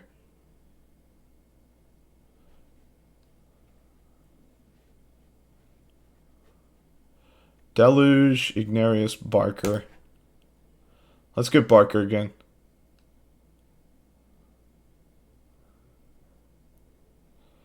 Once more, you are to face the dissidents then. Although I wonder... He hesitates before saying anything further. You cannot sense his thoughts. I apologize. I was lost in thought there for a moment. Let us make our way for the spring of Jomir when everyone is feeling more refreshed, as much as possible. Following Jodariel's liberation, the lone minstrel has returned to the wagon and stands as though nothing has happened here this night. He tilts his head a bit as you approach.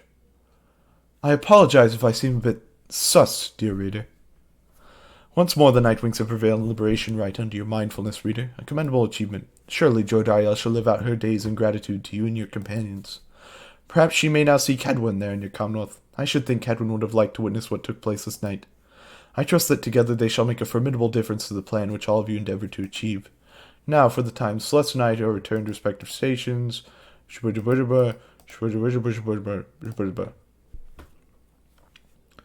On Legacy. In the words of Trieste Tithys, the Blessed-born. Reader, though you shall always bear a burden, it is much lighter than the burden of a lonesome exile. Go forth and become free.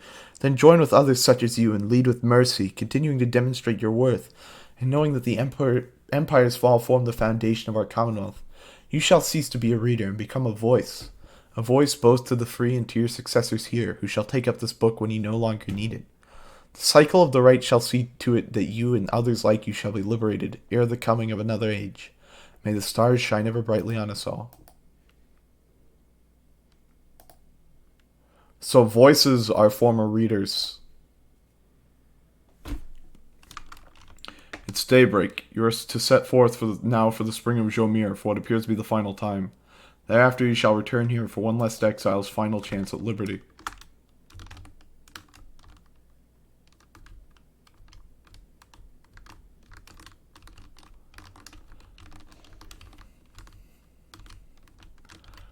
BB, dare you tamper with forbidden knowledge?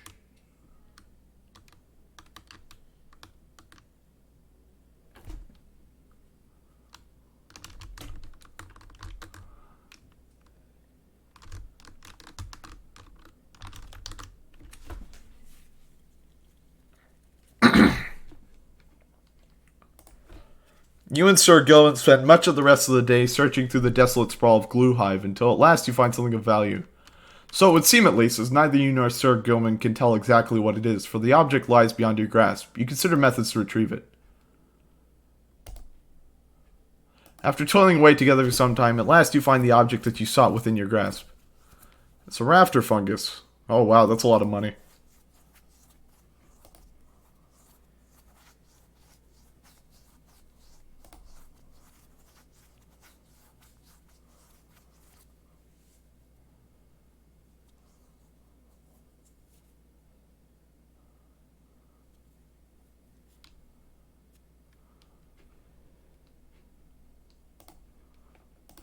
Hey, you guys, where's your friend? You know, the big one with the horns, like frowning, stuff like that? Something happened there or what? Heard a crazy story. She just flew on out of here or something. Anyway.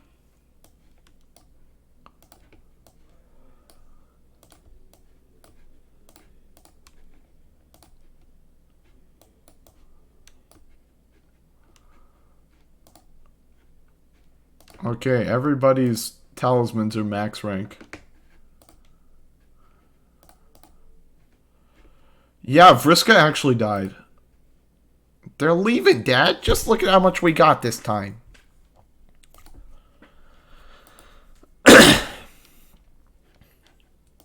Downside dining. How to sustain oneself with food and drink in such a place as this? The less said of it, the better. Do not complain, observe, and above all, keep moving. Sources of sustenance avail themselves to those with keener senses. In warmer climates, search the ground at break of day for subterraneans. In colder places, dig for them. Give them purpose. Drinking pools are rare, but moisture in abundance outside of the sand folds. Some is poisonous. Take only what you need. The downside limits any opportunity for excess, but it provides enough amenities to meet the needs of life. One who withstands it cannot help but feel a sense of gratitude.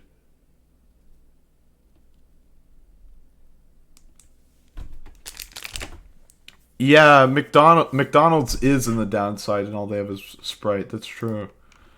It's something a lot of people miss in this game. They actually say that. Soulless shell. The sparkly thing in its center is in fact its heart, which it airs out from time to time. A keepsake from the Sea of Solace. Only a monster would attempt to remove the heart, or would have the strength.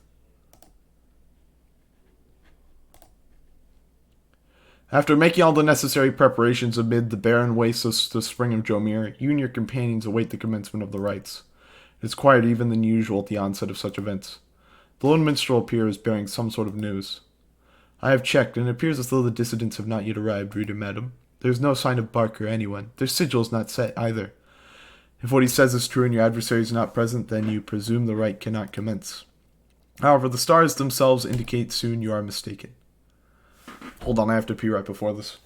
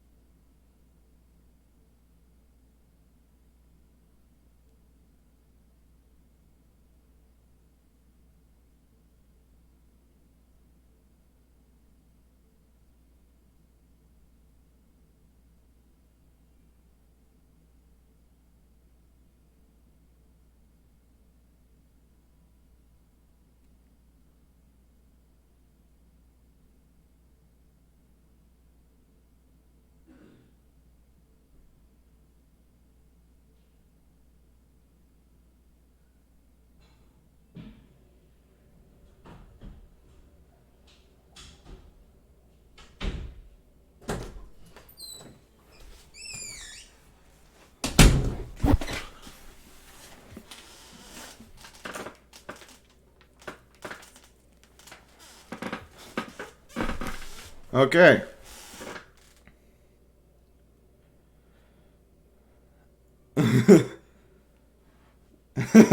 The hamster is Sir Gilman.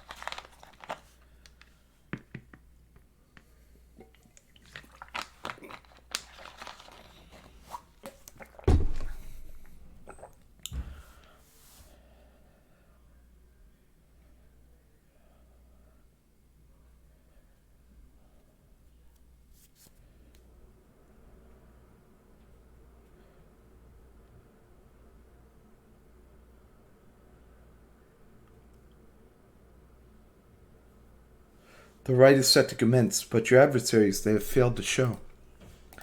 And we take this for an act of acceptance rather than cowardice. 'Twould seem the rites have nothing left to offer them. Indeed, as the rites are drawing to a close, some of the triumvirates whom you have met, perhaps they are beginning to decide the stars are not worth heeding any longer. Barker, you wonder whether he would give up on the rites like that. On one hand, he is unpredictable. On the other, bowing out of such a competition seems at odds with his thrill-seeking nature. In any case, we have begun the ceremony here, and so I ask that we end it.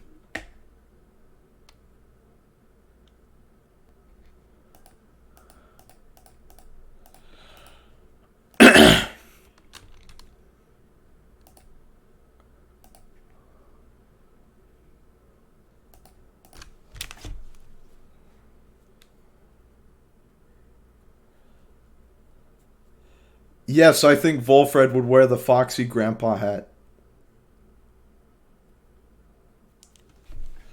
So we just put out that little flame over there? I mean, is that it? I never actually encountered this because...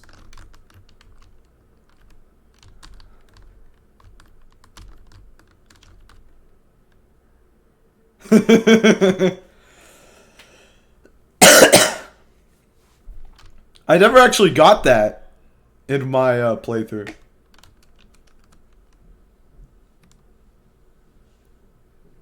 A contest guess no adversary is no contest at all.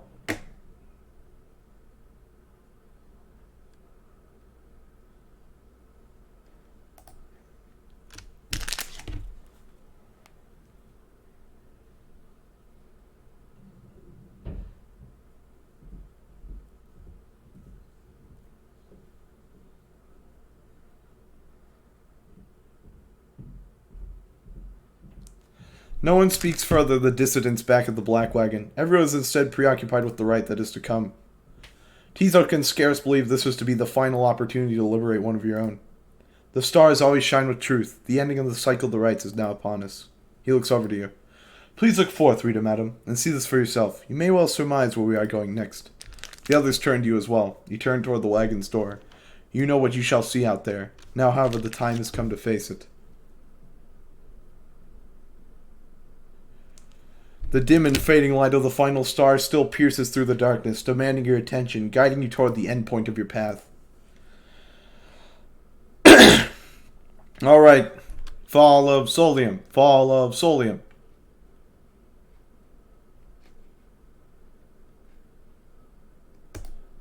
Orlek is on his way there, huh?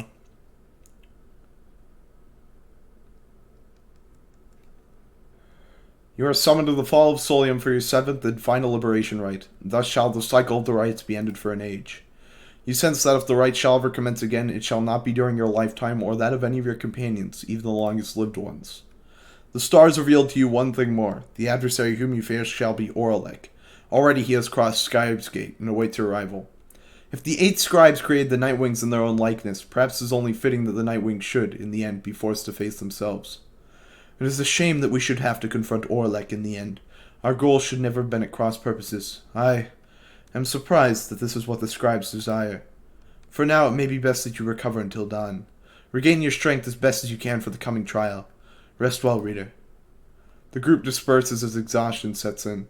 At dawn, you fly to Mount Elodiel to make a final effort to achieve your plan, 76%, and get somebody home. But who?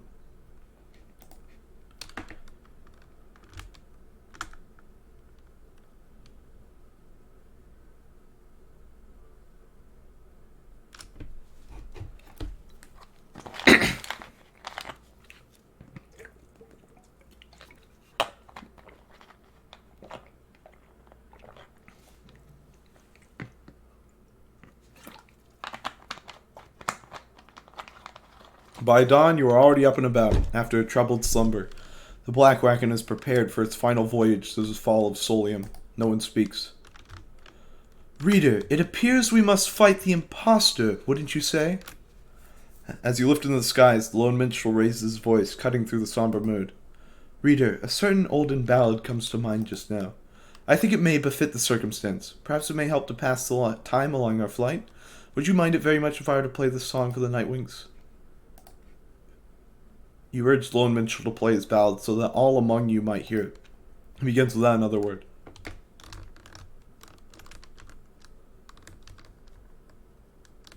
You can't go fast at this part.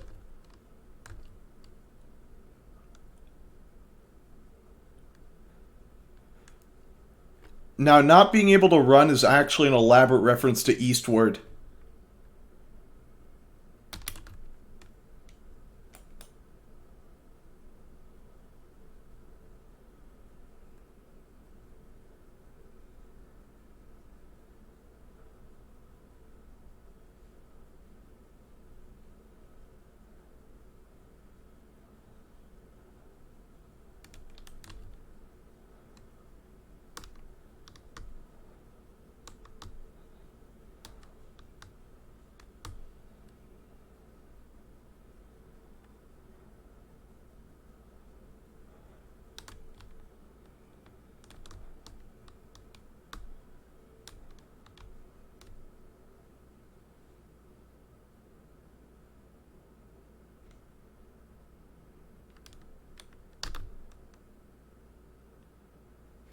Touch down amid the narrow passageways of Mount Elodiel to make pilgrimage to the summit for one last time.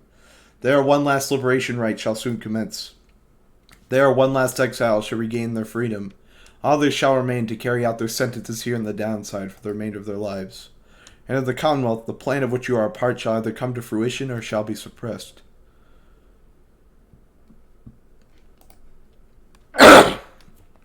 After having landed, you join Sir Goma on an expedition to the monument of Molten Millithie for what is likely to be the final time. This knight's quest is drawing to a close, and yet he oftentimes feels no closer to an understanding of true honor.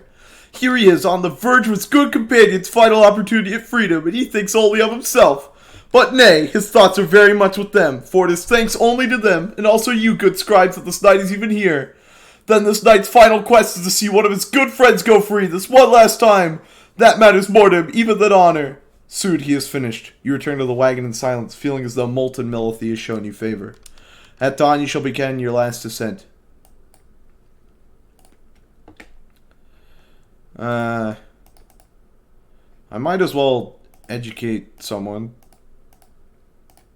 How about you, Volfred?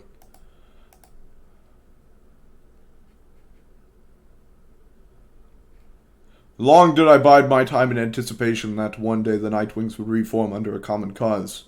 To be a part of it myself, it nourishes the spirit.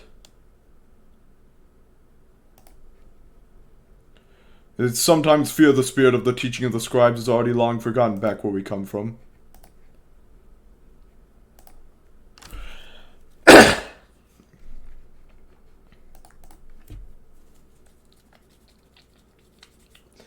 Here in the fading glory of Mount Elodiel, you encounter a messenger imp come to deliver news and rumors from the other side.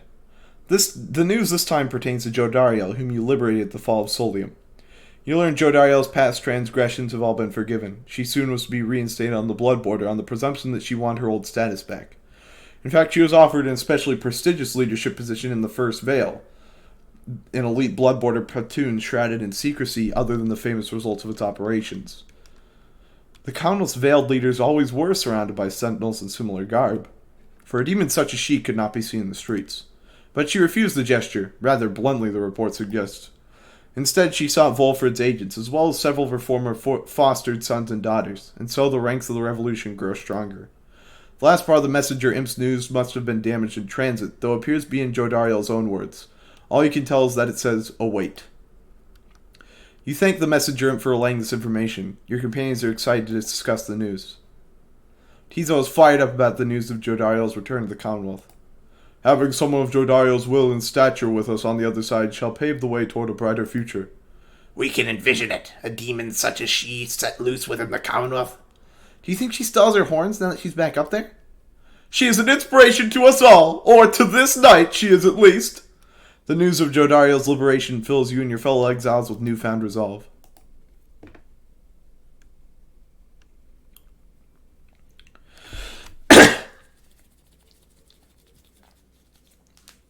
You stand before the Scribes' gate with your companions. The gate guardian is there as ever, but you sense something different in her. The exiles of the Nightwings, we shall not meet again after the coming rite. Tariq and I, it shall be time we take our rest, I think. Greetings, Celeste. I would tell you that the Nightwings are prepared, though this time I am uncertain anyone amongst us feels thus. We have a duty to uphold, Tariq. And then what, Celeste? And then nothing, not for the rights or us, not till the dawn of a new age. Now, Nightwing, step forward. Please state your names and what it is that you seek whilst crossing Scribes' Gate. One by one, Tizo believes that his ancestors are watching over the Nightwings and seeks to live up to their legacy. My name is Volfred Sandalwood. I long as yet to see an age where freedom is one's birthright, and no longer are good people such as these forced to contend for it. Sir Gilman of the Sea Dominion, at your service. This knight's never-ending quest for honor shan't end here, yet first he has a noble duty to uphold. Oh, my name is May, and I am here because the Scribes. This is the path that they've shown me and all of us. I like it when they call to me. We are called Big Bertrude. We seek to fulfill the plan of Sandalwood, for we are fond of him and his beliefs, and then to go about our business. Finally, you step forth once more. You, a crippled scholar who vowed to help her friends be free again, and who managed to come this far with this group. The gate guardian observes you for a moment, then motions past the archway toward the summit. The 8 Scribes bid the Nightwings welcome. Go forth with glory. Except for you, Tariq. You stay right there. I thought you said, the rites are not yet ended, Tariq. He looks to her, then over to the rest of you. Pardon me, everyone. I shall be there when the stars align.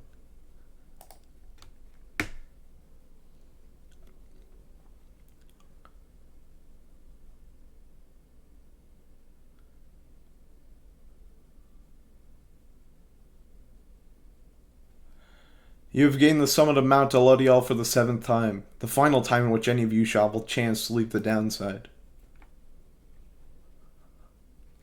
The Beyonder Crystal seeks you. Thank you for visiting me on such short notice, reader. I understand you have important matters to attend to. So, let me be blunt. Please listen for a moment, then. I know this whole affair is coming to an end. All of it. I sense the binds that form the rice becoming weak. Which means, soon you will not need me anymore. Not that you have needed me at any point, but still, my services will not be of any further use. I would love to tell you that this means I shall be free from my eternal prison. For some of my Beyonders, it shall be a release. My accomplices are bound by weaker words than those which have bound me. They shall fade away, I think, and finally rest. I, however, shall remain. She hesitates for a moment. Thus I have a proposition for you. I do not know where you shall go from here, but I ask you to take me there, wherever it shall be. By that I mean take this stone prison of mine and keep it. Do not just leave it, as all your predecessors have, each time their stay among the Nightwings reach an end. Soon the Beyonder Crystal shall serve no use at all except to keep me trapped. I am content to remain thus, for I have little choice, but I would prefer to do so in your company. For I do enjoy your company, reader. This may not be much of a compliment, but I assure you that I much prefer your company to an eternity of solitude.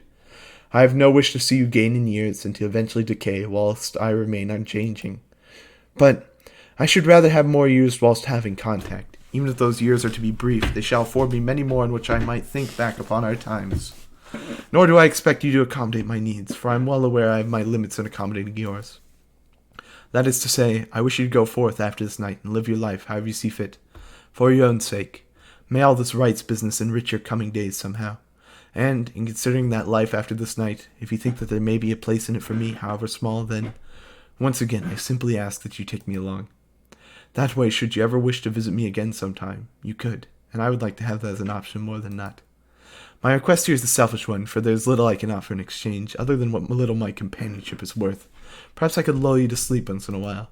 Who knows, you could always try to sell the Beyonder Crystal for a reasonable sum somewhere or something to that end. There must be someone out there with an interest in this thing. So then, you have heard my sad little proposition. What do you say? If you choose this option, you're like a fucking monster and I hate you. You grasp the Beyonder Crystal and set it to the folds of your clothing. Sandra senses this and makes it sound as though surprised. Thank you, reader. She is at a loss for a moment then. Let us go then from this place. Go and face your last remaining adversaries. May you crush them under hero and achieve the outcome which you seek. I believe you shall prevail. She disappears into the stone for now.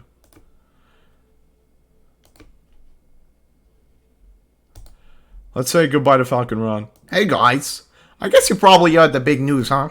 Yeah, I'm going out of business here, I guess. Just hasn't been the same, what with the stars all fading out and stuff.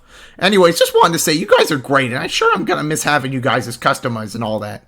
But I got some good news, though, too. All my stuff, it's all on sale now, and I'll throw a little extra there just for you, okay? So enjoy, and maybe I'll be seeing you guys around, okay? We aren't going to be able to use any stuff from him, but we might as well buy it just to support him.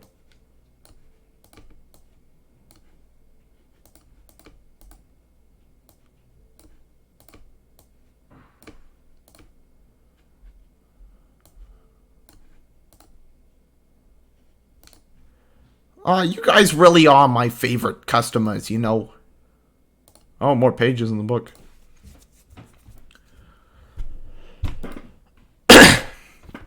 Downside diseases. Ailments in the downside often give no warning when they strike. Those who keep moving and make no attempt to settle, they reduce their risks. The afflictions come in multiple varieties. In the bogs of flagging hands, a pallor tends to sink into the skin, and then into the mind.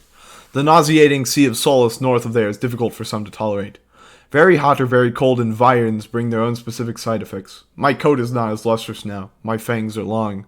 Like all aspects of the downside, all these ailments share a purpose, to test your body, mind, and spirit. They only appear to harm. Accept them, surpass them, move on.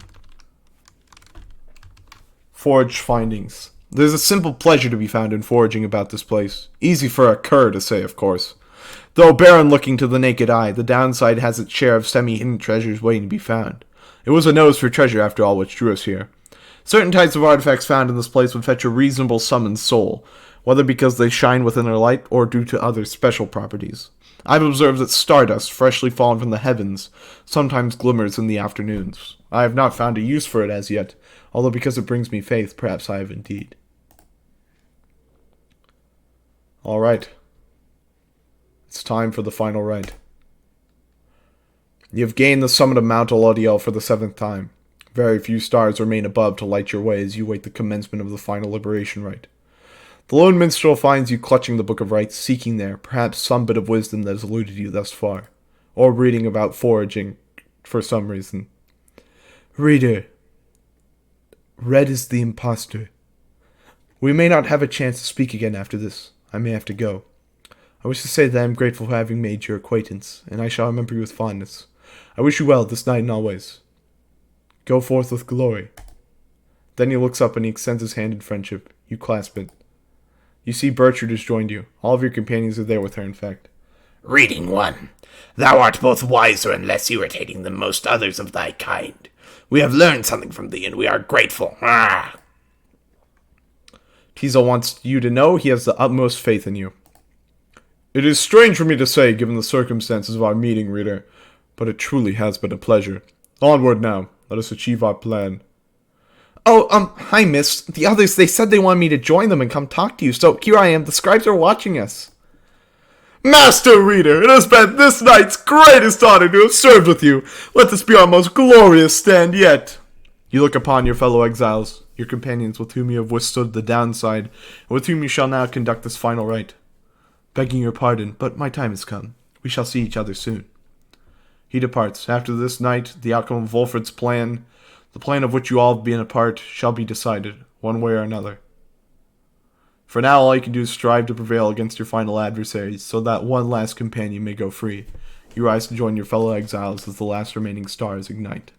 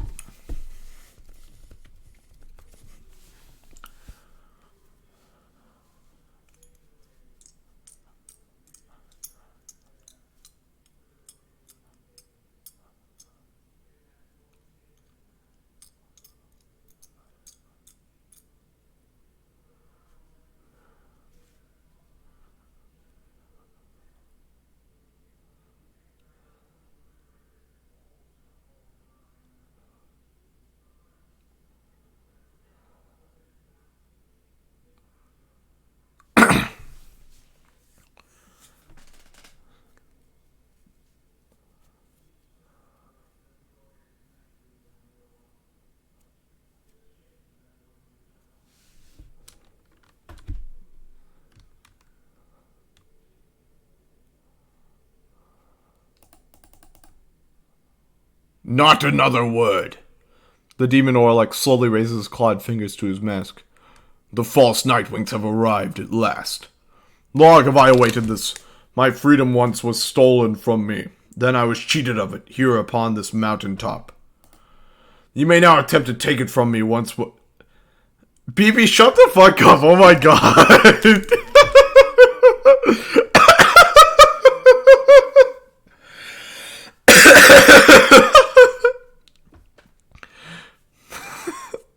You may now attempt to take it from me once more. He stands there for a moment silent. Then Orlek dons his mask and stands prepared. May these damned rites cease forever for the misery which they caused! For the impostor! Nightwings, we shall not meet again after tonight, for the cycle of the rites is all but ended. Thus I would have your decision. On whose behalf shall you conduct this final liberation rite? The one whom you anoint, or else the exile Orlek shall be returned. Godspeed, reader. You know what is at stake better than I. I have utmost faith in you to make the best decision to conduct this rite with glory. Nightwings, the star's remaining light grows dim. Your decision, please. It is time now to choose who, if anyone among us... among you, shall go free this one last time. The rest of you shall remain on the downside to the end of your days.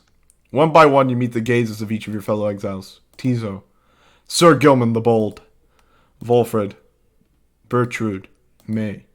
Your fellow exiles, your companions, your friends. Together you have come this far, but now the downside and the rights conspire to tear your group apart and disrupt your plan. With but a glance, you reassure your fellow exiles that you know what to do.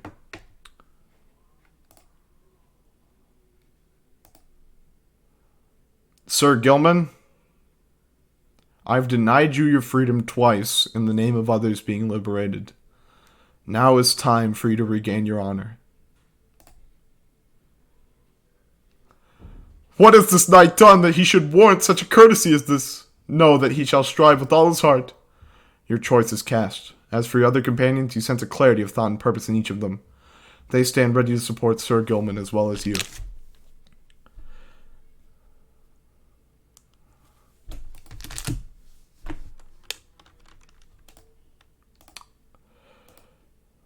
Volfred, I don't like you, but you should be here. We're fighting your old friend. Assuredly, my girl. Besides, we stand against Orlek. It is fitting that I should have to confront him myself. And Tizo. Tizo is ready to do whatever it takes to see Sir Gilman regain his freedom this night. This is the third time we've anointed you, Gilman. Those are to be my adversaries, then. And who is it, I wonder, who asserts her will over that group? You sense Orlek searching for you, almost reaching out to you. You, the shadow of the false Nightwings. They are nothing to me, but you would relinquish your own liberty for sake of them? Strange. It is fitting, then, that I should have to face one such as you. Then Orlek stands at the ready, signaling for his two allies to do the same. By light of dawn, the cycle of the right shall cease. Let us see if we can finish this ordeal before that time. The sky above begins to shudder. The final liberation rite is about to commence. Tariq. Aye, I am prepared, Celeste. Then let our song this evening shake the stars themselves. Aye, Celeste, let us make sure of it. I don't know why he likes Celeste 2018 so much. I mean, it's a good game, but it's a pretty amazing game, actually, but still. I'm disappointed to see you here, Tizo, opposing me once more. Tizo is very upset and calls for Orlek to cease speaking to him. Orlek seems to stare at the imp for a moment. It is a shame that you are caught up the middle of all this, little one. Your mind has been poisoned against me. Tizo insists that Orlek is wrong and urges him to stop what he is doing. I'm sorry, Tizo. Now I shall only say this to you once. Stay out of my way.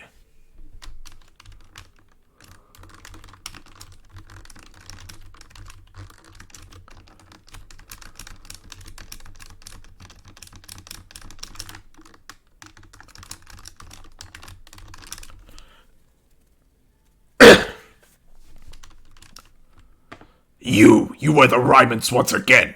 I could not simply stand by and do nothing, Orlek. Yet that is what you did. When last we stood together on this blasted mountain, I fell. You simply stood.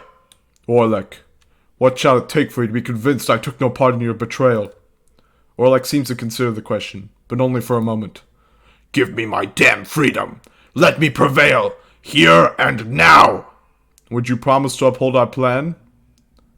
To bring about a better Commonwealth? No, I make no promises. I owe you nothing. Then I am sorry, Orlek. My love of country comes before all else. More than your freedom and our friendship is at stake. Your love be damned, Volfred! Let us stand as adversaries, then!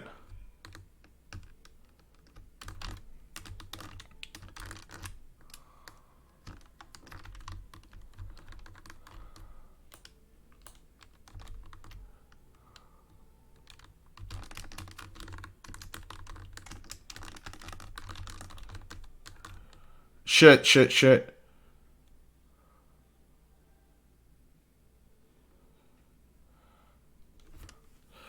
Well, he jumped into the pyre at least, which means he's not going to be here.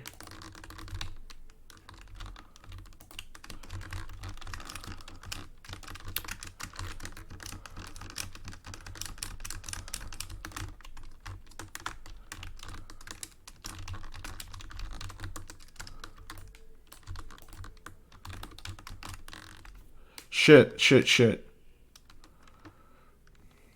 The sky rains ash. Soon shall your pyre zone mingle with them.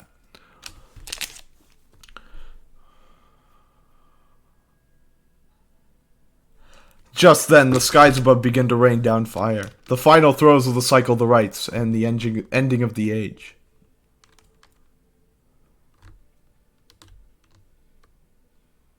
Oh shit.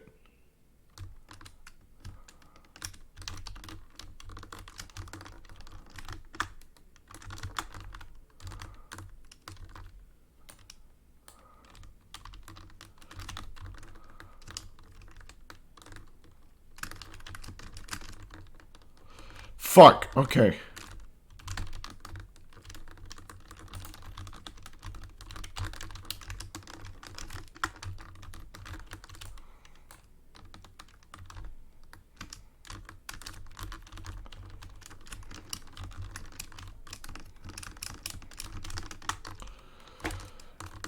I do think it's pretty funny that sometimes he just says, the orb!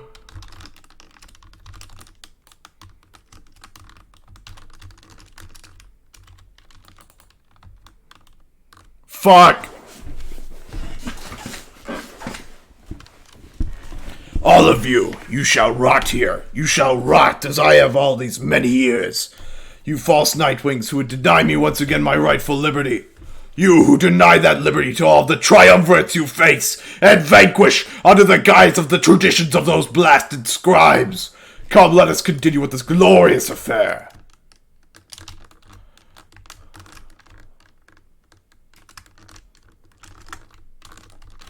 Oh, come on. Gilman, stop fucking dropping the ball.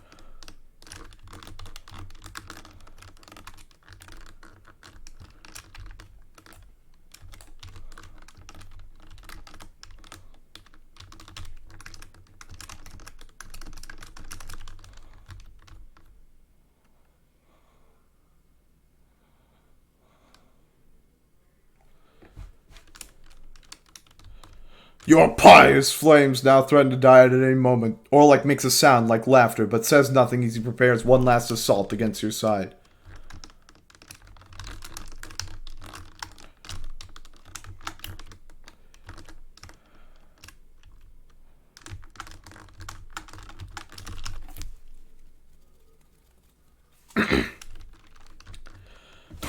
So the false Nightwings bear their fangs at last. But that cannot be your finest effort. You think you deserve your freedom more than I? Then fight for it, damn you!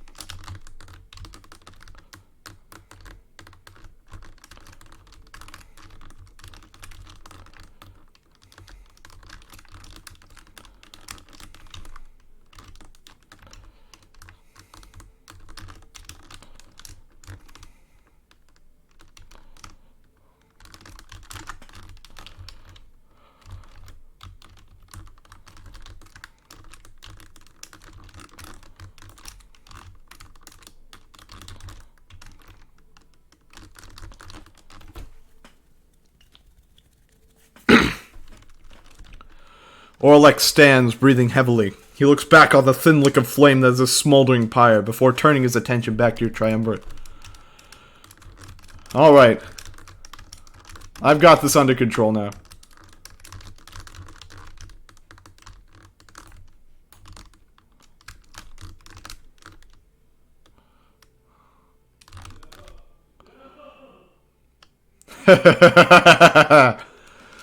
I had Volfred's comeback mastery on.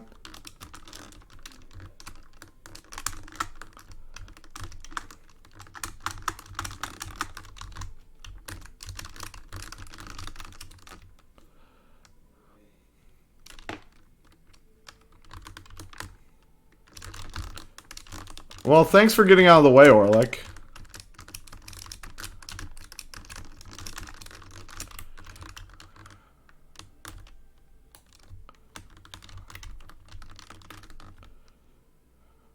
Oh, come on.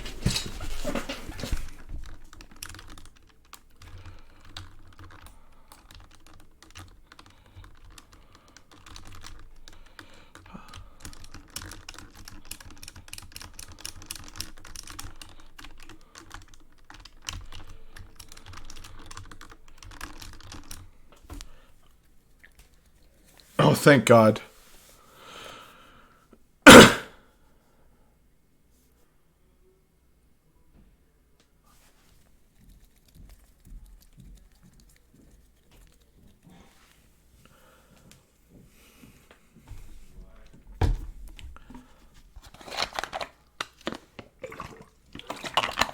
Can it truly be? This night and all of us, we have indeed prevailed? You look upon Sir Gilman for what you expect shall be the last time you see each other. Any moment now, the Shimmer Pool shall engulf him. Any moment now, he shall return to glory and join with Volfred's agents of the Commonwealth to help achieve the plan. Any moment now, the cycle of the right shall end until at least the dawn of a new age. Any moment now.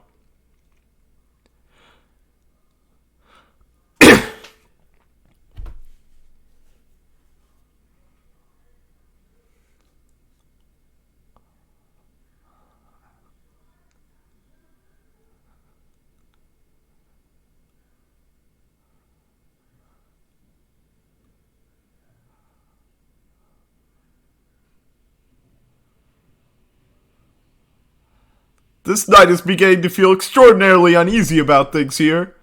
Each prior time upon the fall of Solium, the Shimmer Pool is opened following the liberation rite and taken in whichever exile prevailed. But now all is still, and the light of the stars above has all but died. You sense a growing fear that it is already too late, that the Shimmer Pool shall not reveal itself again. Orlek approaches, his head bowed. The 8 scribes saved their greatest treachery for last. Then something else catches his notice. Wait.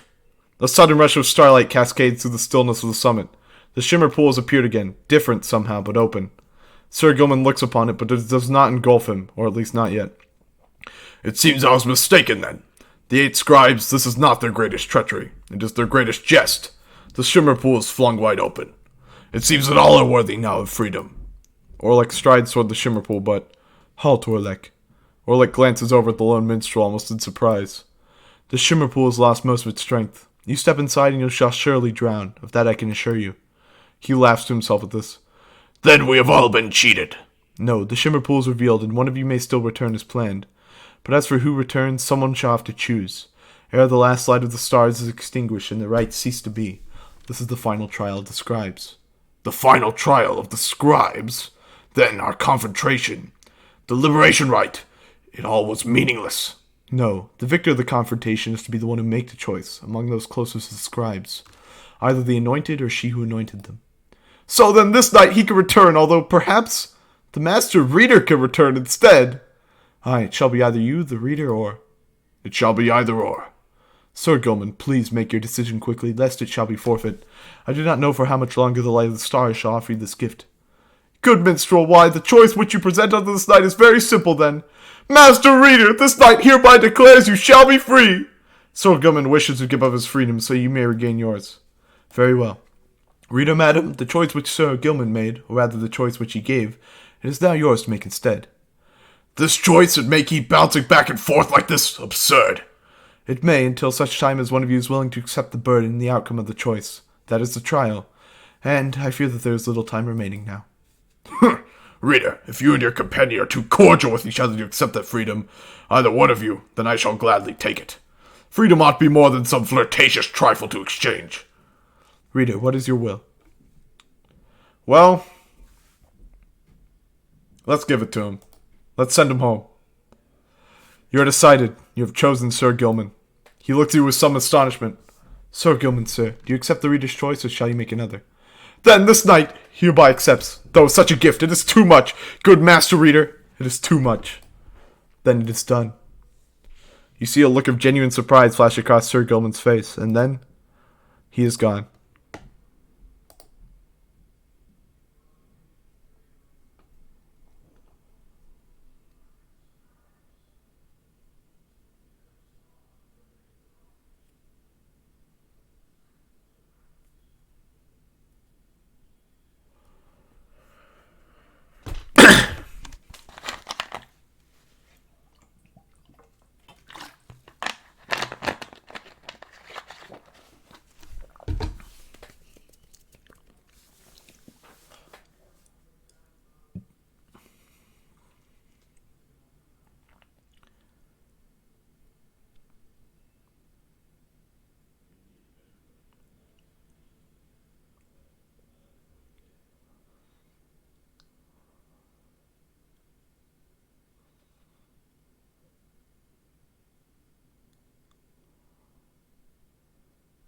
That night, the exile Sir Gilman returned to the Commonwealth. He was to be the last. The stars had faded and the cycle of the rites had run its course. He found the Commonwealth in a state of unrest. Spurred by the efforts of 4 liberated exiles, Wolfred Sandalwood's revolutionary plan had incited the masses. These exiles in the starless sky portended the return of the Scribes. The rulers of the Commonwealth pushed back. Fighting broke out in the streets, in spite of Sandalwood's intentions. Based breaking Sandalwood's intentions. It was then that the winged Highwing remnants chose to strike. Allegations that the Highwing remnants were in league with Sandalwood were never proven. However, there was no denying the result of the 2-pronged attack. After enduring for almost a millennium, the Commonwealth had fallen. Base, my inciting a race war plan worked. The new Saurian Union declared its sovereignty in the next year. Among the changes its elected leaders ushered in, they vowed never to cast their people into exile, and they abolished the old Commonwealth decree forbidding literacy. Today we still remember all of this, and remember the exiles of the downside whose deeds led to the dawning of our age, whether they returned or not. Okay. We get to see what happened to everyone. After his liberation, Hedwyn was instrumental in the events leading to the fall of the Commonwealth and was vital to the outcome of the plan. He was the one who led the raid on the stronghold where Archjustice Androbles the Ninth was holed up when fighting grew fierce. With him, and then and thereafter, was one of the winged harps of the Highwing remnants, later identified as Fikani Shang, his wife. Their bond was vital to the peace that followed. In all his days as leader in the Saurian Union, Hedwyn often confided in his friend Jodario. Despite her intense manner, there was no one whom he trusted more in times when circumspection was required. Hedwyn would often think back about the vow he made at the beginning of his quest for freedom. Although he cherished all the friendships he had made, he had pledged to Jodario, Rookie Greentail, and the reader of the Nightwings that they might all be free again together. He had broken that vow, for in the end not all of them were able to return. A terrible guilt over this darkened his mood for a time. However, the others whom he still knew lifted his spirits, much like he had often lifted theirs. All of the Nightwings knew the stakes. While the others who stood with the Nightwings were not all able to remain in contact thus, Hedwyn thought of each of them often, and so in turn did they oft think of him. After Rookie Greentail earned back his freedom, he returned to a lavish welcome ceremony in the Commonwealth, as was the tendency for liberated exiles. It was everything he could have hoped for, and soon he was well off, surrounded by luxury, and choosing between various exciting opportunities. However, he must have given in to his better judgment, as he did end up siding with Wolfred's revolutionary forces as he promised. On the night of the Scribe's return, Greentail was kept busy barking orders to Wolfred's agents as the situation grew tenser. He took rather well the leadership. When dawn finally came and it became clear to the Commonwealth that everybody knew would be no more, he realized many new opportunities awaited. He began a quite lucrative career for himself, manufacturing and selling replica merchandise inspired by the downside. His main struggle was to meet demand. An aspect of his conscience cautioned against making light of such a thing, but the money was too good, and soon his family was as well off as he always said. One of his orders of business was to seek out one of his old companions, Pamitha Thane, to whom he took a liking during their quest for freedom. They bonded further over love of drink and supported one another through uncertain times that lay in store. He also kept in close touch with Gilman, ever the perfect practice partner. They would train together often, taking care to stay in tip-top shape as much as possible throughout the years. Greentail always did his best to keep in touch with all his many friends, and knew that he owed his fortunes to them. He made a special point of staying close with the group of friends he came to know so well during his time with the Nightwings, wherever they were. They shared a special understanding that put even Greentail at a loss for words sometimes.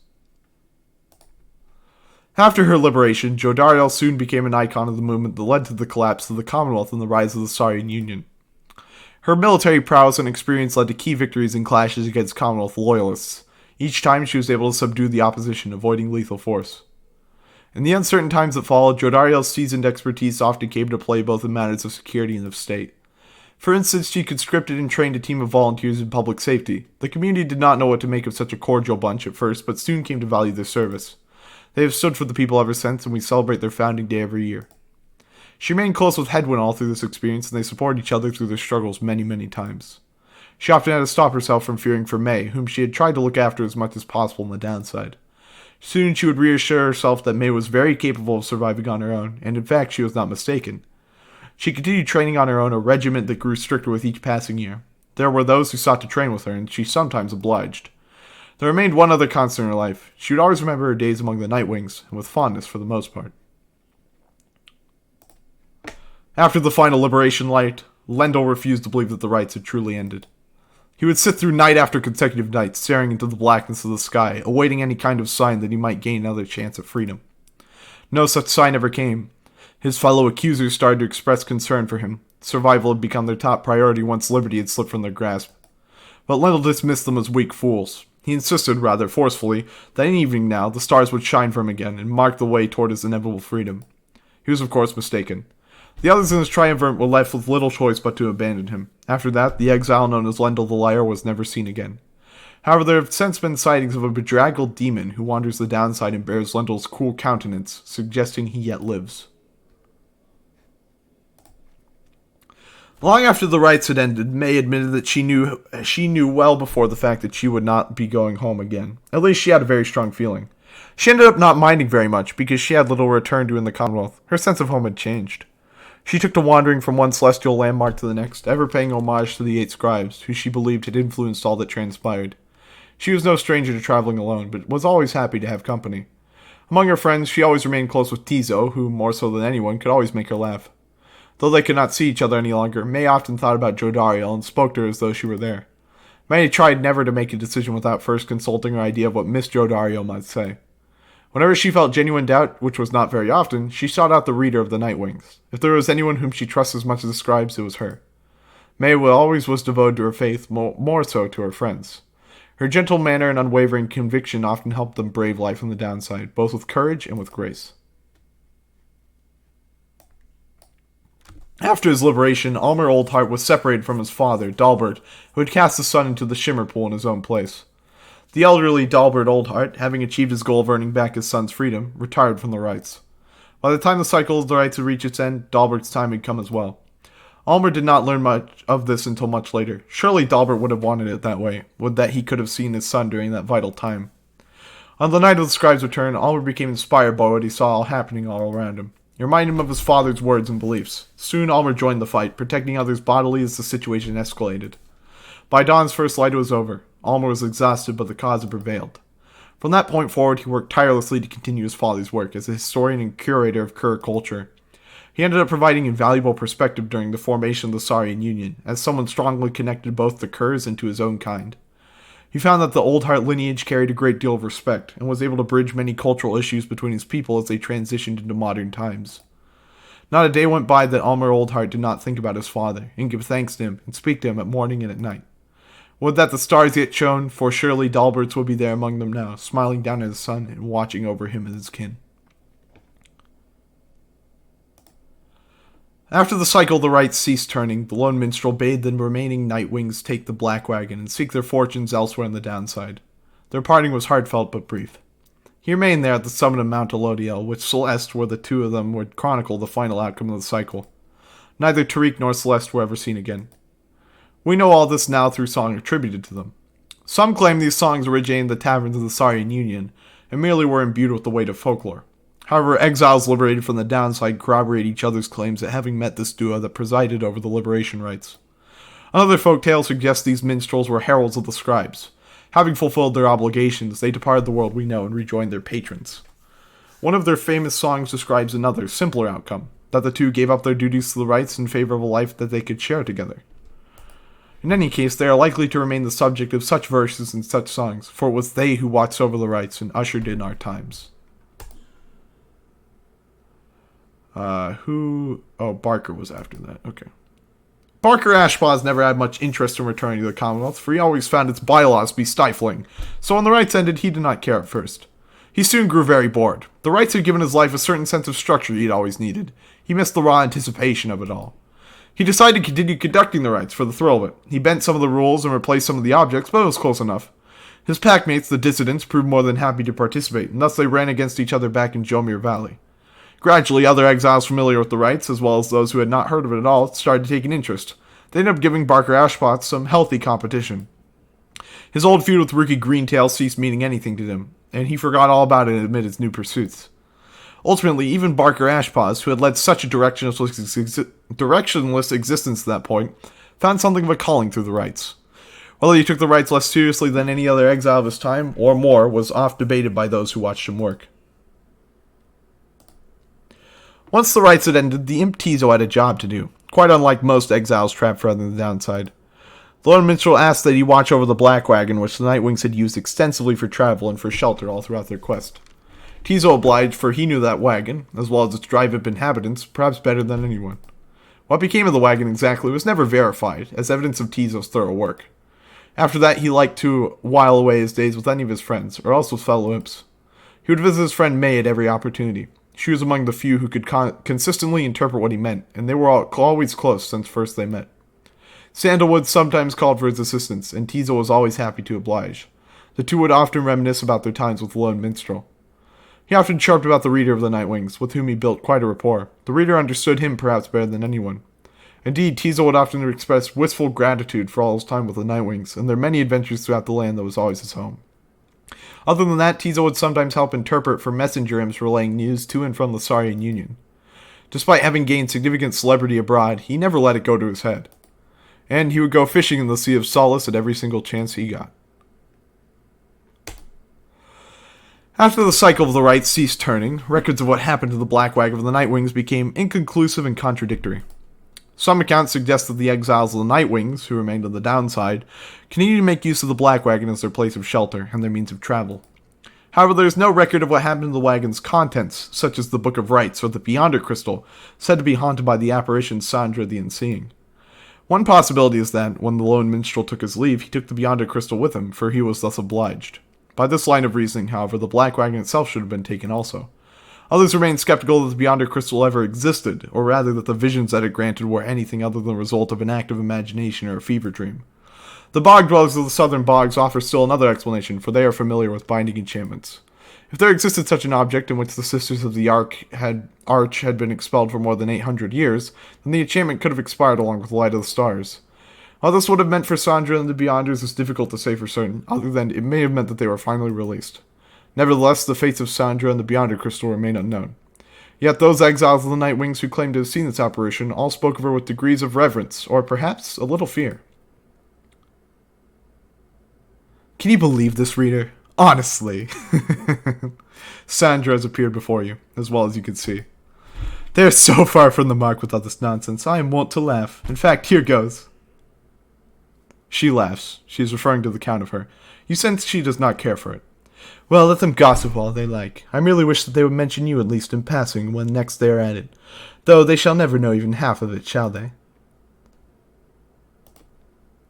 You indicate to Sandra that the real truth of what happened between you would perhaps make too lascivious a tale to be told in such a format.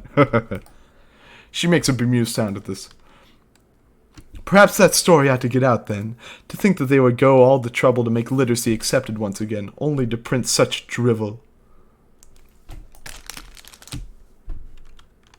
Anyway, let us keep going, lovely reader. We know the truth of it. That is what matters. She fades in the Beyonder Crystal for now, and you tuck it away safe. After the cycle of the rites had ceased, Witch Udmilda returned to the Flagging Hands region, where she sealed herself within the Pit of Milithy. There, even her fellow exiles withdrawn allegedly grew unnerved after a time and left her to her vile work. Sometime later, the Pit of Milithy erupted into flame, so intense was the conflagration that it could be seen all the way from Jomir Valley. Arson was suspected, though the cause was never verified, and many bog dwellers in the region were forced to flee. A tempest blowing from the north finally quenched the flames. When at last the ashes settled and the grounds had cooled, the site of the fire was scarred beyond recognition. No trace of Witch Udmilda could be found. As for the contents of the Pit of Milithy, which notably included a profane object thought to be the remains of Izalak, all of it was gone as well. Back in the Saurian Union, Udmilda's repeated threats of the return of Izalak were thoroughly investigated, and no credence was found to any of her claims. Several exiles of the Nightwings cared more for the plain of Sandalwood than to return home from the downside. The crone called Big Bertrude was a prime example. She had found a suitable environment to live within the dismal region known as Flagging Hands. There she had built up a thriving place of business known to many exiles in the land. With the rites having ended, she returned to her preoccupations, working away almost as though nothing had happened. When one gets to be more than 400 years of age, perhaps then even monumental events such as the culmination of the rites or the collapse of the Commonwealth are seen as trifling matters. Much of her effort was doubtless due to the influence of Sandalwood, someone whom she had admired now for decades. He had made clear that he could not requite her feelings for him, but what could have been a hurtful dismissal led only to a deeper understanding between them. By and large, Bertrude kept focus on her work. Whether casting small enchantments or imbuing talismans, the work brought her a sense of purpose, she would say. In the Commonwealth, such services were strictly forbidden, but on the downside there was a real need for simple luxuries, which the competing slug market could always provide. Thus did Big Bertrude continue to live up to her name, and the tales of her days with the Nightwings made her that much more the living legend. Speaking of slug market, I forgot about him. With the rites drawn to a close, the slug market's revenues fell precipitously, and Falconron was forced to liquidate his assets and close up shop. Yet, as is sometimes the case with those of an entrepreneurial leading, this time of hardship led to an epiphany, or at least a sudden change of fortune. One day, Falconron had a run-in with the messenger imp bearing news from the other side. Ron gave it one of his remaining trinkets which could not be sold. The following week, the messenger imp returned to him bearing a tidy sum of wealth, and newly minted coinage from the Saurian Union. Falconron cut a long-term deal with the messenger imp then and there. Though his trade remained a gray area from a legal standpoint in the Saurian Union, the newfound fame of the downside caused Falconron's goods to explode in popularity. He later signed an elaborate agreement with Big Bertrude's and found a distribution partner on the other side through Rookie Greentail, whose own business had expanded. Especially in the Saurian Union, Falconron's goods are still known for their superior quality, which is surprising, though he assumes no liability for any side effects, which is less surprising.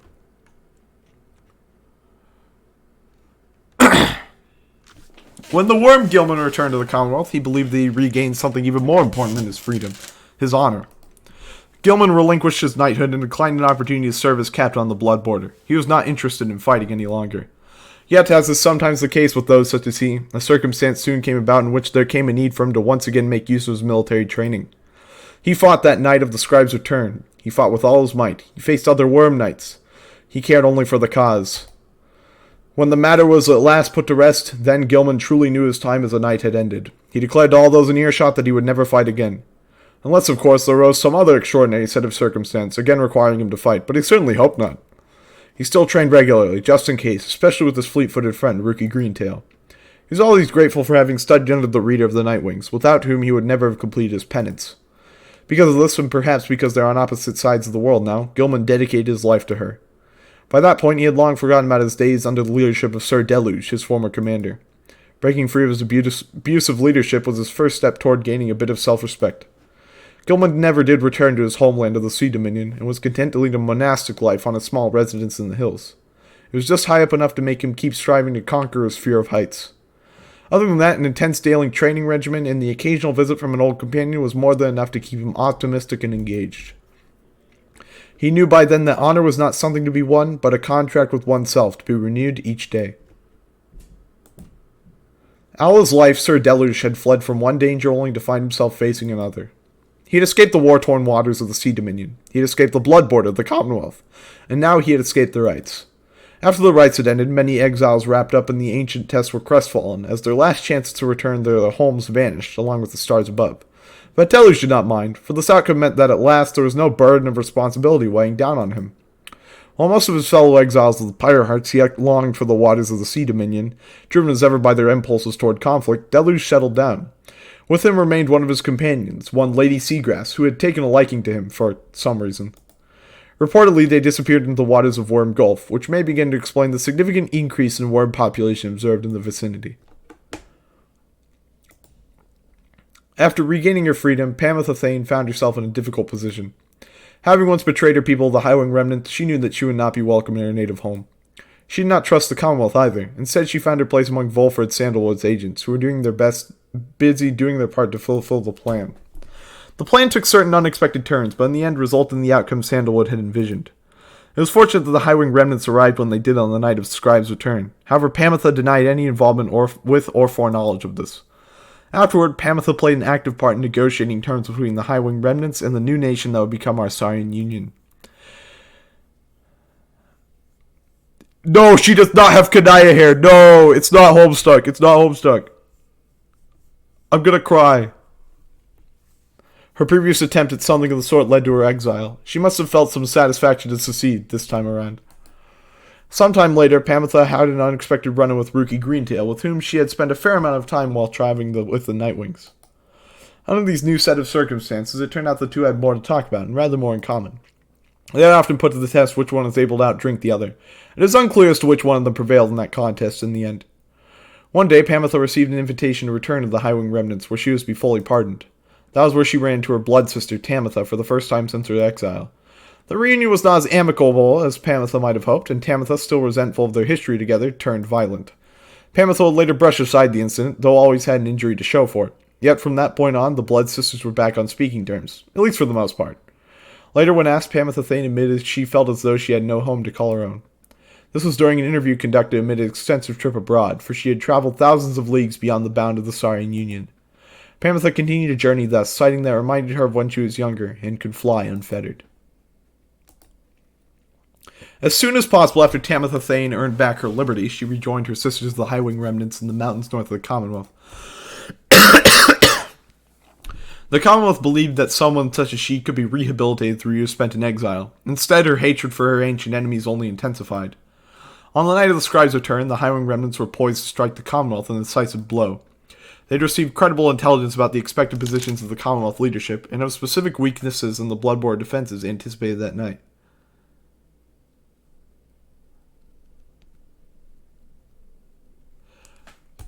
After the surgical procedure, Tamitha could fly again, almost as well as prior to her exile. She insisted on spearheading the attack, with a squadron of the Harp's finest.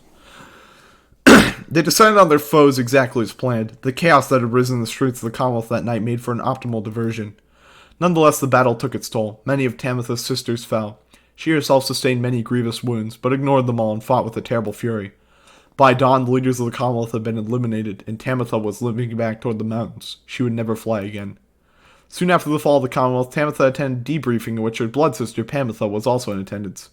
Tamitha was very skeptical that Pamitha could have played a beneficial role in the preceding events and lashed out at her. Pamitha made no attempt to elude the attack and was struck full on. This cost Pamitha the use of her right wing. Yet after she recovered, she shrugged the incident aside and said maybe they would call it even now. From that point on, the blood sisters kept a formal distance but were cordial with each other. After the rise of the Saurian Union, Tamitha Thane continued to serve as flight tactician and remained respected and feared, even among her kind. However, without a war to wage, she grew more distant even than usual. Those closest to her surmised that her inability to reconcile with her blood sister was at the heart of this, though for her part, Tamitha never once admitted to any such weakness. When the cycle of the rites ceased turning, Volfred Sandalwood turned toward the starless sky and closed his eyes and prayed. It was all that he could do at that stage of his plan. He aspired to assemble with the liberated exiles representing each of the 8 largest ethnic groups composing the population of the Commonwealth. They would stand together as a vision the 8 Scribes returned, inspiring the masses to embrace an older set of values from before the Commonwealth had tightened its grip. With the rites ending sooner than expected, this ideal scenario became impossible. Sandalwood's freedom, for instance, was now forfeit. Yet the plan did have contingencies. Word reached him that, on the night of the Scribes' return, several of his fellow liberated Nightwings stood together and their voices echoed through the streets. It was vital to Sandalwood that the stand against the Commonwealth be peaceful in nature because he has unrealistic expectations for revolutions. But this proved to be untenable, especially after the Highwing remnants appeared. There was speculation that their well-timed assault may not have happened by coincidence, though Sandalwood denied any involvement and regretted the bloodshed. Nevertheless, the main thrust of the plan had been achieved. Sandalwood kept busy after that as much as possible, providing counsel from afar to those who would be at the forefront of the birth of the Saurian Union. Of course, being stranded at the downside meant that there was only so much he could do. Resting assured that the future of the nation was in capable hands, he turned his attention to the remaining exiles of the downside. They might never return to that new nation, but at least they could experience its triumphs and its struggles in some vicarious way. So he took to his old work, writing and printing. As literacy began to spread again throughout the Saurian Union, so too did exiles of the downside take to it. For his part, Sandalwood helped teach to as many as he could. More than that, he provided the material to read, a semi-annual report about the latest events both in the Saurian Union and the downside. This periodical gave many exiles something to look forward to. One of his allies in all this was the imp, Tizo, with whom he traveled all across the downside. Sandalwood often cited Tizo as the wellspring of his own enthusiasm for a brighter future, such was the creature's spirit. He welcomed the company of the reader of the Nightwings at every opportunity, and counted her a trusted friend, and a keen editor. As Wolfred Sandalwood gained more fame throughout this land for all his sacrifices and his contributions, it is said that he remained steadfast about two things. The first was that the cause itself ought to remain in focus. The freedom that the people had achieved, it was a gift to be cherished, a set of values that need to be nurtured. The second point he made was that he himself had little to do with the outcome. He would often praise the exiles of the Nightwings who had stood with him, each in turn by name. He never forgot any of them. One day, to commemorate his birthday, the people of the Saurian Union unveiled a monument depicting him and the Nightwings as imagined in their prime. While Sandalwood did not learn of it until much later, it is said that he was moved to tears then by the gesture. It has since ensured that those of us with memories more fallible than that of Sandalwood likewise remembered the achievements of his fellow former exiles and our cause. When Manly got banned from Fortnite, he realized he could no longer return to the battle bus through these ancient means, he was outraged. He cursed the Scribes, spewing forth such a slew of blasphemy as to be very unbecoming of one of his high status and bearing.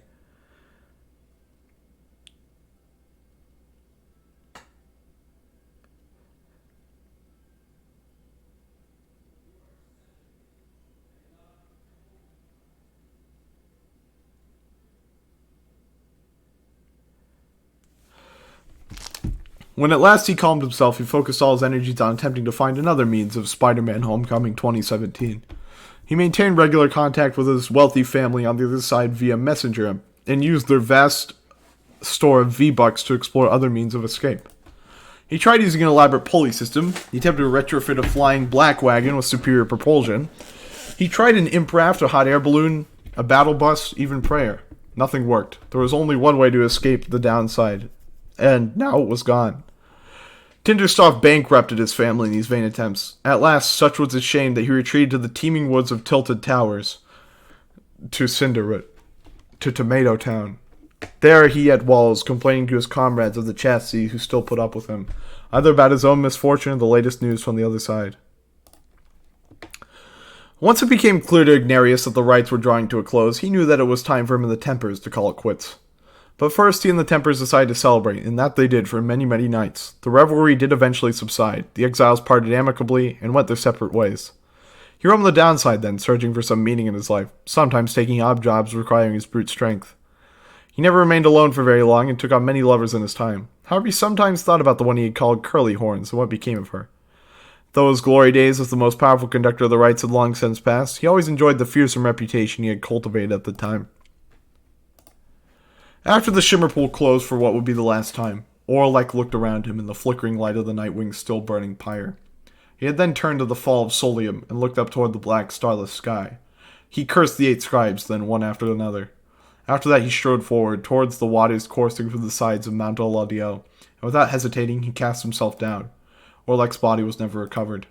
The drop from Mount Oladio does not appear survivable, though Orlek did survive it, once. That time, however, he was filled with fury. Such was the betrayal he had suffered when his fellow exile claimed his rightful freedom.